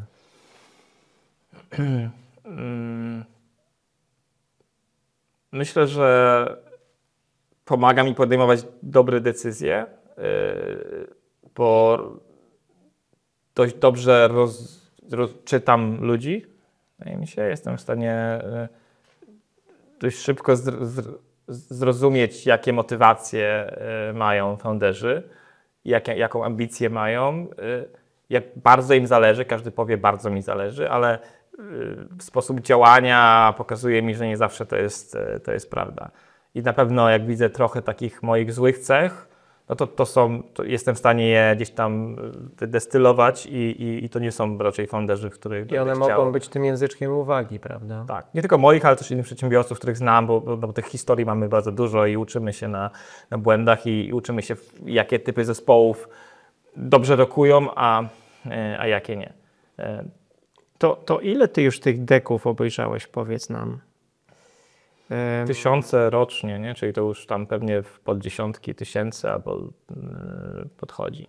Czyli dla niewtajemniczonych dek, czyli rodzaj takiego materiału, którym to przedsiębiorca stara się zainteresować fundusz, by przekazał mu potem finansowanie, prawda? To też jest trochę takie myślenie życzeniowe, bo praktycznie wiele inwestycji, które zrobiliśmy, nie zaczęły się od deku, nie, dek pojawił się gdzieś. Super, że to mówisz, okej. Jak ostatnio też rzucałem takie podsumowanie, skąd przyszły te deale, w które zainwestowaliśmy, to absolutnie zdecydowana większość to są albo deale, które wynikały z relacji, którą już mieliśmy zbudowane wcześniej i po prostu seryjny przedsiębiorca robi kolejny biznes i ja się o tym jakoś dowiaduję, albo on po prostu ze mną zaczyna o tym rozmawiać i prosić jakąś tam radę, a ja mówię w pewnym momencie, kurczę, rada radą, ale chciałbym też być częścią tego biznesu. I sporo takich deali się zadziało właśnie w ten sposób. Druga część to są właśnie te rekomendacje od naszych, czy to od naszych inwestorów, czy od naszych, jeszcze lepsze są od naszych przedsiębiorców, w których już zainwestowaliśmy, czy z tego networku. Takie naprawdę dobre, silne rekomendacje, czyli ktoś ma dobrą relację z tą osobą i ufa tej osobie, może sam też inwestuje, a jednocześnie ja ufam tej osobie, która rekomenduje. To jest też duża część tego deal flow, zdecydowanie. A jeszcze spora część to są też takie relacje, które zbudowaliśmy niedawno, ale gdzieś mamy bardzo fajny flow. Nie? Gdzieś tam spotkaliśmy się na konferencji i widzę na scenie, bardzo fajnie opowiada o tym biznesie ta osoba, potem rozmawiam z nią w kuluarach i jeszcze bardziej się jaram. I te spotkania osobiste, ta relacja osobista bardzo istotna ma wpływ na nasze decyzje na tym wczesnym etapie inwestowania, który jest bardzo różny od tego późniejszego etapu. Pamiętaj, to zupełnie jest inaczej to wygląda, jak masz już wyniki. Ja inwestuję, jak jeszcze nie ma żadnych wyników najczęściej, więc liczy się tylko zespół, motywacja, ambicja, jak duży ten rynek będzie i czy ufam, że ten zespół będzie w stanie coś dużego zbudować. A powiedz mi, jeśli na taką szczerość tutaj mogę Cię namówić, jakie nadal najczęściej największe błędy popełniają ci początkujący przedsiębiorcy, opowiadając o tych swoich ideach, czy próbując Was do nich przekonywać? Czy jest taki zestaw, który jak widzisz, to od razu wiesz, że to nie zaklika? No bo wzorów jest coraz więcej, świetnie napisanych książek czy opowiedzianych historii, ale z racji tego, że tak dużo tych materiałów przeglądasz, tak wiele osób spotykasz, czy możesz nam tutaj powiedzieć, czego nigdy nie powinniśmy robić na przykład? Bardzo irytuje mnie fałsz, budowanie historii, które są zbudowane tylko po to, żeby zajarać inwestora. Widzę, że to, co działa dużo lepiej, to takie bardzo logiczne historie, które wynikają z doświadczenia founderów, z tego jakby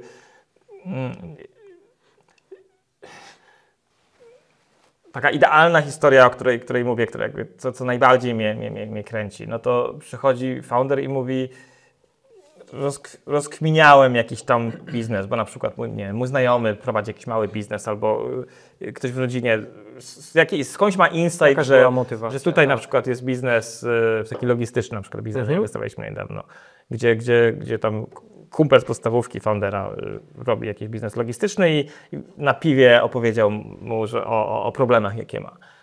I fajnie, ciekawe, founder pomyślał, dobra, może tutaj jest jakiś, więc ja wejdę głębiej i wejdę głębiej on wszedł głębiej w ten biznes, popracował przez chwilę w zespole tego swojego kumpla i żeby skumać jakie są realne problemy. Potem zaczął dzwonić po innych i dowiedzieć się, jak duży ten problem jest, czy inni operatorzy logistyczni też mają taki problem. Wyszło, że tak. Zbudował pierwszą wersję i dał temu koledze. Zaczęli z tego korzystać. bardzo prostą wersję, taką naprawdę bardzo proste MVP. Po koleżeńsku zaczęli z tego korzystać i zaczęli intensywnie z tego korzystać. Ewidentnie stało się to bardzo szybko dużą częścią ich pracy. Potem zaczął to pokazywać innym i w tym momencie przyszedł po finansowanie. Powiedział, chyba brzmi jak jestem w jakimś takim momencie, że może warto tutaj kilkaset tysięcy wrzucić i zbudować właściwą wersję tego produktu. To jest taki wymarzony. Jakby taki prawdziwy biznes, nie? Który wynika z potrzeby klientów, ze zrozumienia tej potrzeby, nie jakiejś wyimaginowanej potrzeby, tylko bezpośrednio od klienta przychodzi ta potrzeba. Idealnie jak to jest w takim rejonie, w jakimś branży, która nie jest przeładowana innowacjami, gdzie nie jest tak, że do tego właściciela dzwoni co chwilę sprzedawca i próbuje wcisnąć kolejny CRM, tylko to jest coś, co jest trochę głębiej w tej branży. Trzeba lepiej zrozumieć branżę, żeby w ogóle wpaść na pomysł takiego, że taki biznes może być, że tutaj coś można zoptymalizować. Więc to są takie biznesy, które lubię najbardziej, a te, których nie lubię, to tam jest ściemy dużo, tak? Albo ściemy, albo takich niezweryfikowanych założeń. Tą ściemę jakoś zwalidować? Możesz, no na pewno masz sposoby na to, jak tą tezę potwierdzić albo obalić, tak?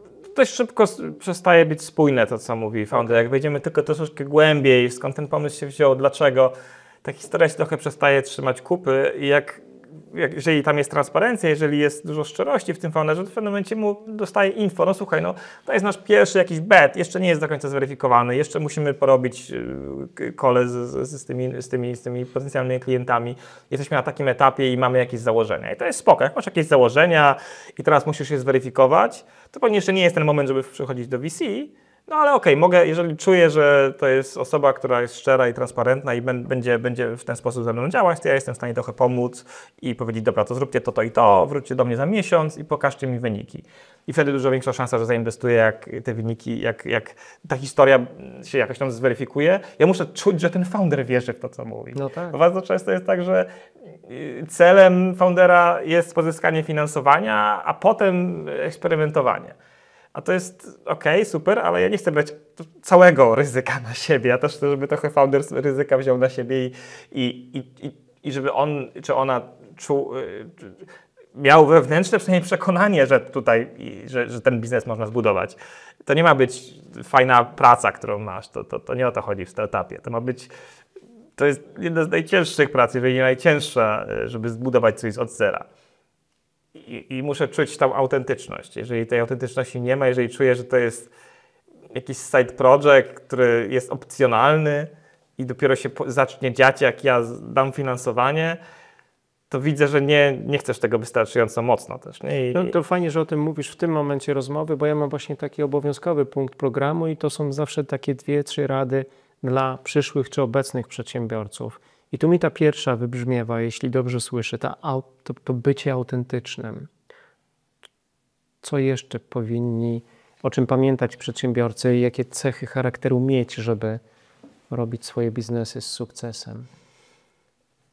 No bycie autentycznym na pewno pomaga w tym, żeby inni chcieli ci pomagać.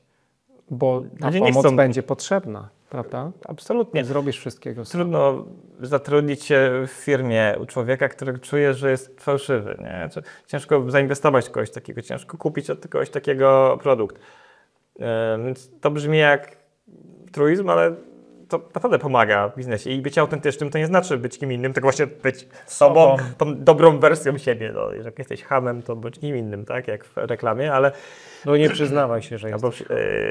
Ale starać się wykrzesać te dobre części swojego charakteru i jakby na tym budować tą narrację. Super, to pierwsza rada, bardzo istotna. Nie fiksować się na jednym pomyśle. To bardzo dobry, trzeba znaleźć balans między byciem przekonanym, że to, co robisz, jest sensowne, ale też braniem z zewnątrz, szczególnie od klientów, feedbacku i szybkim dostosowywaniem tego, co sprzedajesz, tego, co budujesz, do tego, co klient potrzebuje. Prawie zawsze ten docelowy produkt będzie inny niż ten, który sobie wymyśliłeś na początku i istotne jest, żeby nie iść zaparte. Jeżeli cały świat mówi ci nie, to nie jest to. to dostosować się i stworzyć coś, czego naprawdę klienci potrzebują. To może być trochę co innego niż ten główny produkt, który wymyśliłeś na początku, nie? Ale istotne jest, żeby dostarczyć wartość klientowi. I bardzo podoba mi się to, co mówisz teraz, jeśli pozwolisz, przerwiemy tutaj w tym miejscu, bo też poznaję takich ludzi, którzy z założenia uważają, że są przedsiębiorczy i nie pivotują w ramach swoich idei, tylko skaczą z pomysłu na pomysł. To chyba też nie jest najlepsza droga, nie? Że wydaje mi się, że warto doprowadzić ten pomysł, nawet jeśli miałby skręcać w lewo bardziej czy w prawo, do końca, zanim ktoś rzuci się na kolejny projekt, a nie tłumaczyć się z tego, że wiesz, no, że tam gdzieś jakieś kłopoty napotkałem, to idę zrobię co innego, bo przecież jestem kreatywny, mam 50 pomysłów na półce, nie? Tak, to zależy też, czy... No, bo jasne jest, że jeżeli widzisz, że świat mówi ci nie, to w ogóle jest bez sensu. Prawdopodobnie dobrze się zająć czymś innym, nie? Jest kwestia tego, kiedy, który jest ten moment. Jeżeli poddajesz się zbyt szybko, to często nawet nie dojdziesz do jeszcze esencji tego, co jest tutaj problemem i już się poddajesz. Więc dobrze jest wejść głęboko w ten biznes. I zapewniam cię, jak wejdziesz głęboko w jakikolwiek biznes, to znajdziesz tam problemy i znajdziesz miejsca, gdzie można to optymalizować. Nie zawsze to będą miejsca, które warto optymalizować. Tak, więc istotne jest, żeby też big picture sobie zobaczyć, ile takich firm jest, jak duży jest ten rynek, czy realnie warto jest tutaj budować biznes w oparciu o to.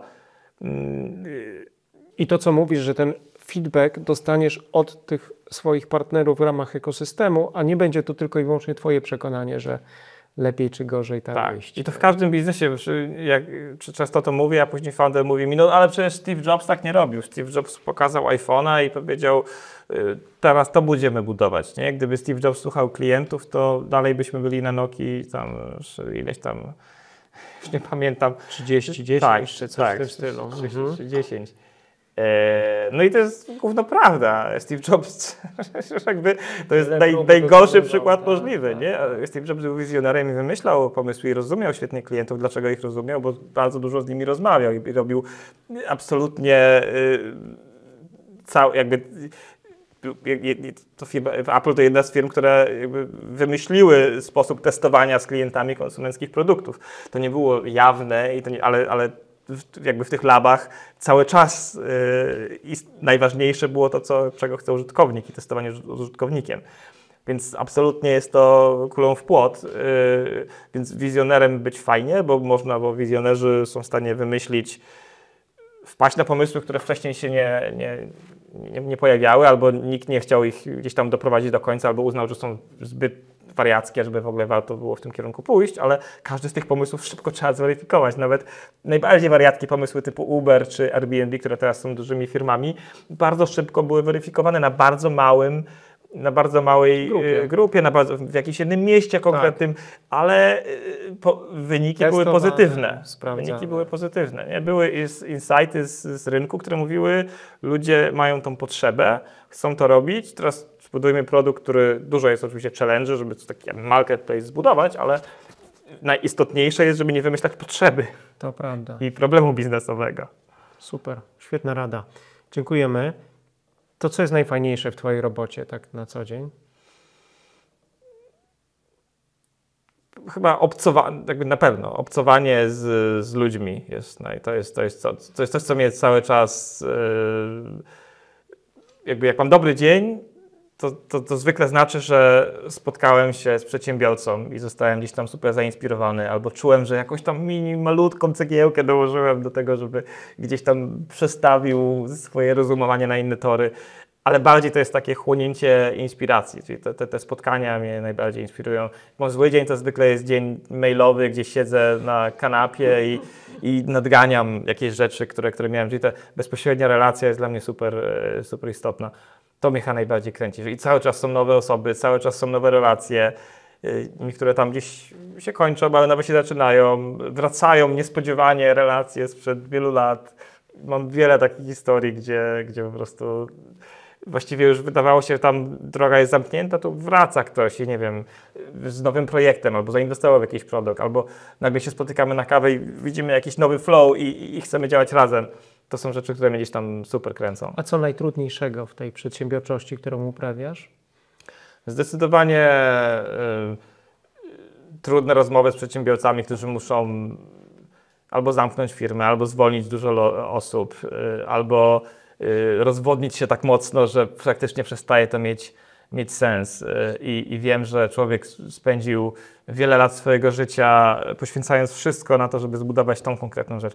Zwykle najtrudniejsze są te miejsca, gdzie już szło do góry i idzie, i już jest finansowanie, i jest dużo, są przychody i nagle, nie wiem, zmienia się gdzieś rynek. COVID tak trochę spowodował, później jakieś tam kryzysy czy regulacje powodują, że nagle ten biznes przestaje mieć sens i teraz trzeba bardzo szybko podjąć bardzo trudne decyzje, albo wręcz jak już nie ma odwrotu i widać, że nic nie uratuje tego biznesu. Ja czuję, że ktoś zainwestował i swoje pieniądze, i czas, i swoje zdrowie i nic z tego nie będzie poza doświadczeniem, nie? I to doświadczenie docenisz, ale za jakiś czas. A w tym momencie to jest, dla mnie to jest write-off. Nie jest nigdy to fajne, ale to jest jedna zawsze z tam 40 firm, które mamy.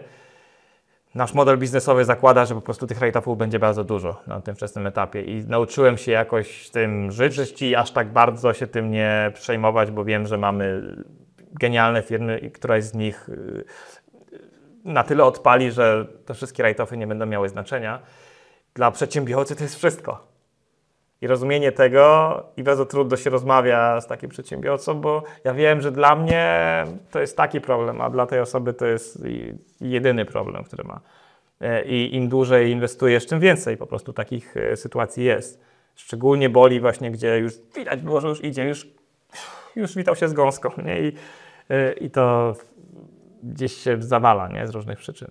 Więc to są najtrudniejsze rzeczy i tego jest niestety najwięcej. Dużo więcej mamy rozmów z przedsiębiorcami, którzy mają problemy, niż z tymi, którym się udaje, nie? Bo udaje się jednym na 20. A w największym stopniu co Cię ukształtowało jako człowieka? Ale weszliśmy głęboko teraz. No, taka część. Czyli nie tylko jako przedsiębiorcy, jako człowieka. Myślę, że wartości, które rodzice przekazali, to jest coś, co jest, teraz mając swoje dziecko, pamiętam o tym, mówię, kurczę, jak bardzo ważne jest, to co mówimy jest mało ważne. To, w jaki sposób się zachowujemy, w jaki sposób się odnosimy do innych, to jest, kurczę, cholernie ważne. Ja widziałem całe życie i mojego taty, i mojej mamy, to było takie, są tacy dobrzy, tacy ciepli ludzie, którzy bardzo mają dużo empatii w stosunku do innych, do słabszych i gdzieś to było dla mnie oczywiste. To jest jakaś taka oczywistość, która gdzieś tam jest w mojej głowie i też widzę, jak inaczej zachowują się ludzie, którzy mieli zupełnie innych rodziców, nie? Jeżeli ojciec szedł po trupach do celu, dziecko, spora szansa, że będzie robiła dokładnie to samo. Ale też ta część przedsiębiorcza mnie mocno inspirowała i mojego dziadka, który w PRL-u zakładał swoją pierwszą firmę, był krawcem i to było jedno z nielicznych zawodów, które w ogóle mógł wykonywać i wykonywał dokładnie z tego powodu, bo to był jedyny zawód, gdzie mógł być szefem samym dla siebie. I pamiętam, jak ciężką było tam w Nakle nad Nutecią, pod Bydgoszczą, budował swój zakład i zdobywał klientów. I pracował bardzo, bardzo dużo. Ja tam uwielbiałem przychodzić do niego i patrzeć, jak działa. Więc to jest gdzieś coś, co całego taka walka z systemem trochę po to, żeby być na swoim i żeby to zawodowe życie na swoich warunkach kształtować. No to jestem bardzo blisko tego. Druga rzecz, mój tata, który też przez jakiś czas pracował na etacie w szpitalu bielańskim w Toruniu, był elektronikiem, inżynierem elektronikiem i tam naprawiał te takie maszyny do dializ. Bardzo trudna, bardzo specjalistyczna praca. I pamiętam, jak prywatyzacja się zadziała tam w latach 90., to pierwszą decyzją, jaką podjął, ja przejmę tą część biznesową. I teraz zobaczyłem, jak dużo mógł zarobić, mimo że szpital wydawał dokładnie tyle samo albo i mniej, tylko dlatego, że z publicznego przeszło na prywatne. I nagle ile optymalizacji był w stanie zrobić, po prostu rozumiejąc, jak ten biznes działa, z odpowiednimi kontrahentami się dogadując, odpowiednich ludzi zatrudniając, odpowiednio kształtując ten cały model. A ty urodzony w 80 roku, to trochę tej komuny jeszcze tam pamiętasz, prawda? Przeszedłem tą transformację i właściwie szczególnie u mojego taty tą transformację, gdzie po prostu nagle z szeregowego pracownika stworzył bardzo fajnie, silnie działającą firmę, nieporównywalnie wyższych przychodach i nieporównywalnie lepszą usługę dawał temu szpitalowi, jak zaczął to przejmować na siebie. Więc jakby z tego widzę, że tych optymalizacji w każdej firmie jest mnóstwo i nawet w wielkich prywatnych korporacjach, też pracowałem w wielu, po prostu widziałem, ile jest bardzo niewydajnych procesów, więc jak ktoś mówi, że już za chwilę nie będzie startupów, to ja mówię, wiecie, jak wolno wchodzą innowacje w wielu miejscach. To, że my używamy tam AI, LLM-ów do pracy, to jeszcze wcale nie znaczy, że wszyscy to bardzo szybko jakby pod strzechy i w każdej z tych firm to się wdroży bardzo długo i to jest bardzo wiele miejsc, gdzie jeszcze optymalizację będzie można zrobić. A gdybyś nie był przedsiębiorcą bądź inżynierem oprogramowania, to co zostałbyś? Koszykarzem? Chyba nigdy nie miałem na tyle dużych zdolności, żeby być, zawsze lubiłem, uwielbiałem kosze i pewnie to byłoby jakieś marzenie. To trochę zaczepne pytanie do Ciebie, jasne. bo jesteś też w Radzie Nadzorczej Dzików Warszawa chociażby i wiem, że koszykówka... Gram w różnych ligach dla starców i tak dalej, ale... Dla starszych ludzi może, dla starszych roczników, nie ludzi. Gdybym miał... Lat. Inaczej. Gdybym nie był przedsiębiorcą, myślę, że byłbym wokalistą. Wokalista. Że chciałbym mieć zespół muzyczny. Niestety nie umiem śpiewać, ani grać. To trochę spowodowało, że ta kariera, nie miałem słuchu muzycznego. Mój syn ma i moja żona ma, ale ja nie mam. Nie? I tutaj, ale i tak miałem swój zespół punkowy, taki jak bardzo, bardzo garażowy, jak byłem młody i śpiewałem i tak dalej, ale to nie, jakby pewnie to byłoby coś, co bym lubił też robić, nie? Bo lubię być z ludźmi, lubię być na scenie, lubię przekazywać jakąś wiedzę, mam jakąś nieracjonalne, myślę, że mam coś do przekazania, co nie zawsze to jest prawdą. Chyba jakiś cel, który za tobą idzie, tak? Więc myślę, że to byłoby jakieś takie nigdy niespełnione marzenie, które niestety już nie zostanie spełnione, ale wiem, że sporo venture kapitalistów się spełnia. Marcin Zabielski, że Market One Capital na przykład tworzy cały czas swój zespół muzyczny, jeszcze kilka osób też. To gdzie idziesz teraz? Dokąd zmierzasz? Co będzie dla ciebie ważne w ciągu najbliższych lat? Nie mam pojęcia. 3 roku? Co życie przyniesie? No nie, masz nad nim kontrolę. Nie, bardzo szczerze nie wiem. Nie planujesz w sensie, nie rozpisujesz tak życia. Nie aż tak daleko. Okay. To, że jakby działamy też w takiej dziwnej branży, w której ja widzę przyszłość. I nie widzę jednej przyszłości. Widzę wiele wersji przyszłości. Widzę wiele wersji tych przyszłości i wiem, że któraś z nich się sprawdzi. I ludzie są niezbyt dobrzy tak średnio, niezbyt dobrzy w rozumieniu wykładniczego wzrostu technologicznego.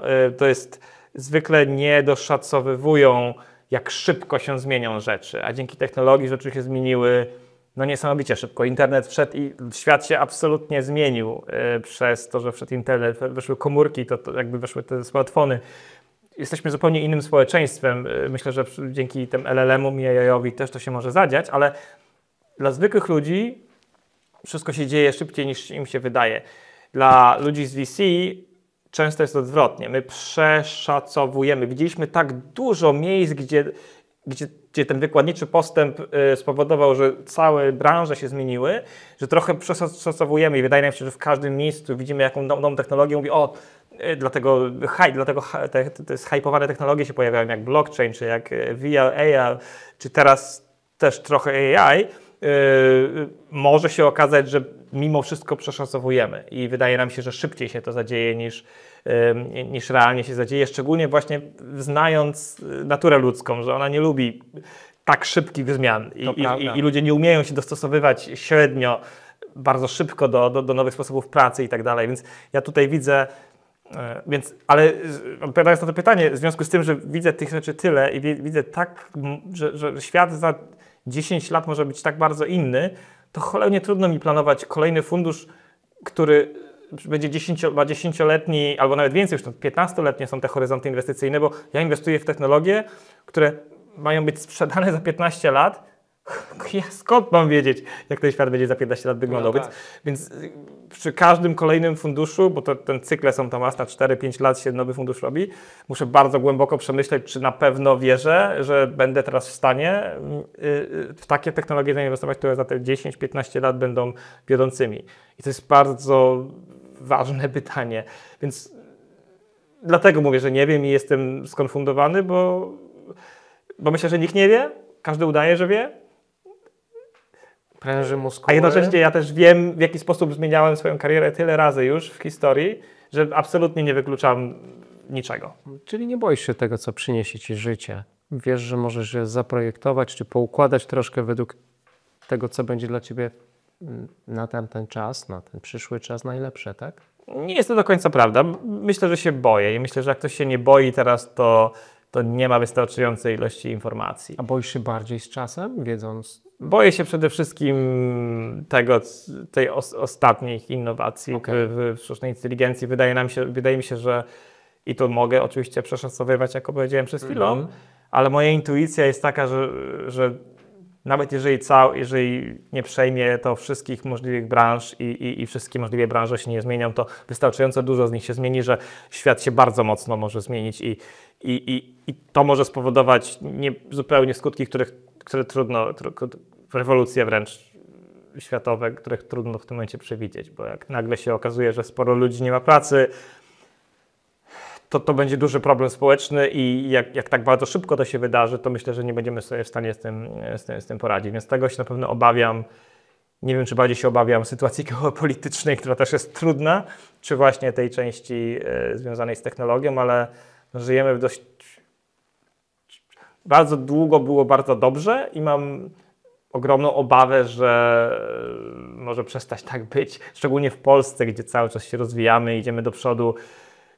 Trochę przyzwyczailiśmy się do dobrobytu, mimo wszyscy narzekali na rudzą, ale jesteśmy jedną z 5 najszybciej rozwijających się gospodarek w ostatnich 300 latach na świecie i trochę nie doceniamy tego. Nie? Jak się pomieszka w Niemczech, się pomieszka w jakimś we Włoszech południowych, miejscach, które idą w dół cały czas, albo Konstanz, czyli dalej w dół, to zupełnie inne są też te nastroje społeczne. U nas te nastroje, nie wiem czemu nie są aż tak optymistyczne, bo jesteśmy w jednym z najbardziej ekscytujących miejsc na świecie, a z drugiej strony dużo mamy do stracenia. Więc na pewno nie jest tak, że się nie boję i nie mam jakiegoś strachu przed tym, co się zadzieje.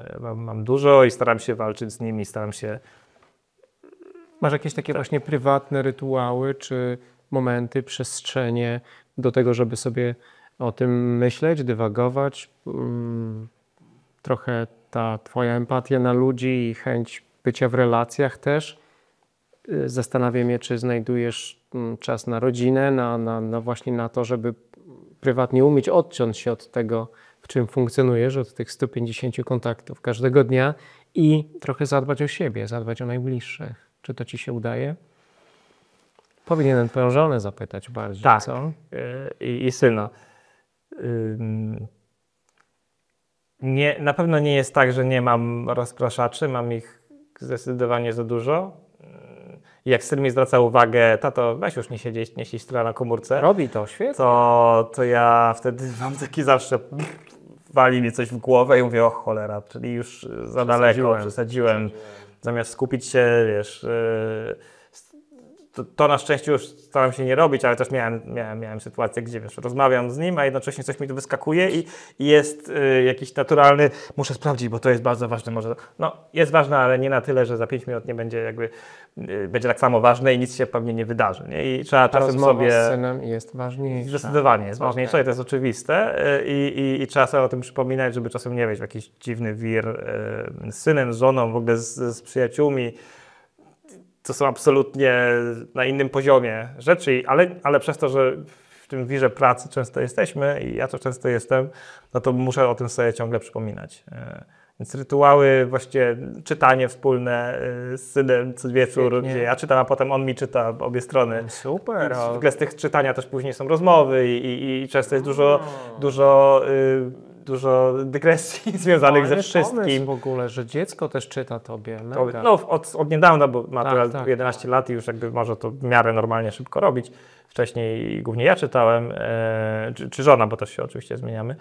To jest super istotny taki rytuał i też wszystkie te sportowe rytuały, gdzie wspólnie trenujemy, mamy ileś wspólnych pasji właśnie z Rochem, no to na pewno mi... Wiem też o tym, że ja jestem szczęśliwszy, jak spędzam czas, nie, z rodziną i to czas, ale trzeba sobie o tym przypominać, bo wiem o tym, ale często robimy rzeczy. Wiem też, że jestem szczęśliwszy, jak wieczorem poczytam książkę, powieść niezwiązaną zupełnie z technologią i wiem o tym, a zdecydowanie zbyt wiele wieczorów spędzam szybko odpowiadając na Twitterze na jakieś bezsensowne wiadomości, czy nawet po prostu pracując, nie robiąc jakieś tam rzeczy związane z mailami i tak dalej, zamiast robić te rzeczy, które wiem, że spowodują, że jestem szczęśliwszy i trzeba sobie o tym ciągle przypominać i ciągle o tym dbać o to swoje zdrowie. Pamiętam taki post twój właśnie, że niewiele przeczytanych książek w ubiegłym roku, ale jeśli już to te niekoniecznie związane z branżą i ponad 5000 stron jest bardzo interesujących. To też fajna umiejętność. Bardzo ci dziękuję za te ciekawe historie. Na koniec, z czego powinniśmy zapamiętać Borysa Musielaka? Gdybyś taką ostatnią wiadomość miał do przekazania naszym widzom, słuchaczom, to co by to było? O Boże, złota myśl na koniec. Jestem dobry w tych złotych myślach na LinkedInie, ale tutaj tak czasem są bardzo tak... To przypomnij sobie jakąś, jedną z ostatnich chociażby. Nawiązując do tej kwestii szczęścia i tego, co naprawdę nas uszczęśliwia, to warto sobie raz na jakiś czas, budując te biznesy, zatrzymać się i pomyśleć o tym, czy na pewno jakby idziemy w dobrym kierunku, czy na pewno to ma sens, bo mówiłem o tych przedsiębiorcach, którzy za szybko rezygnują na przykład, nie? Ale jest też cała duża część tych przedsiębiorców, którzy się za bardzo zafiksowywują na jakimś biznesie i nie są w stanie zrezygnować, muszą doprowadzić coś do samego końca. Ja się obawiam, że ja trochę takim byłem też przedsiębiorcą, nie? Że chciałem koniecznie udowodnić światu, że miałem rację, że ten mój pomysł miał sens, że wszyscy mówili nie, a ja i tak udowodniłem i zobaczcie, gdzie teraz jestem. Nie? I takie działanie nie dla siebie w ogóle, tylko działanie po to, żeby jakiś niezidentyfikowanym ludziom coś udowodnić. I dopiero bardzo długo mi zajęło czasu, żeby zdać sobie sprawę, że nie ma tych ludzi, oni nie istnieją. Nie ma tych, jakby nikt nie śledzi, co ja robię, nikt nie szuka, a nawet jeżeli ktoś tak robi, to są najmniej istotne dla mnie osoby. Jeżeli ktoś śledzi, co robię i szuka błędy i chce ten błąd wytknąć, to dlaczego się mam przejmować takimi bałwanami? I jakby robić to, co się kocha i to, co się lubi i czuć, że jakby robić, ważne, żeby czuć autentyczność w tym, co się robi i dążyć do celu, ale dla siebie. Nie? Dla siebie, dla swoich wspólników, dla swojej rodziny, dla swoich przyjaciół, nie dla jakichś zupełnie abstrakcyjnych followersów na LinkedInie czy na Twitterze. Super. Świetna puenta tej rozmowy. Bardzo ci za nią dziękuję. Ja również dziękuję za zaproszenie. Było bardzo fajnie i sympatycznie. Gratuluję ci wyboru. Ten czas spędzony z nami to była świetna inwestycja. Jeśli udało ci się zabrać z tego odcinka choć jedną ideę lub rekomendację, dzięki której ty i twój biznes staniecie się lepsi, będę super szczęśliwy. Wierzę, że Polska może być kolejną Doliną Krzemową, co najmniej Europy, a ty możesz rozwijać dobry, wartościowy biznes, wpływając na życie milionów. Jeśli się ze mną zgadzasz, polub podcast Biznes bez lukru lub podeślij ten odcinek komuś, na kim ci naprawdę zależy. Dziękuję. Do zobaczenia wkrótce.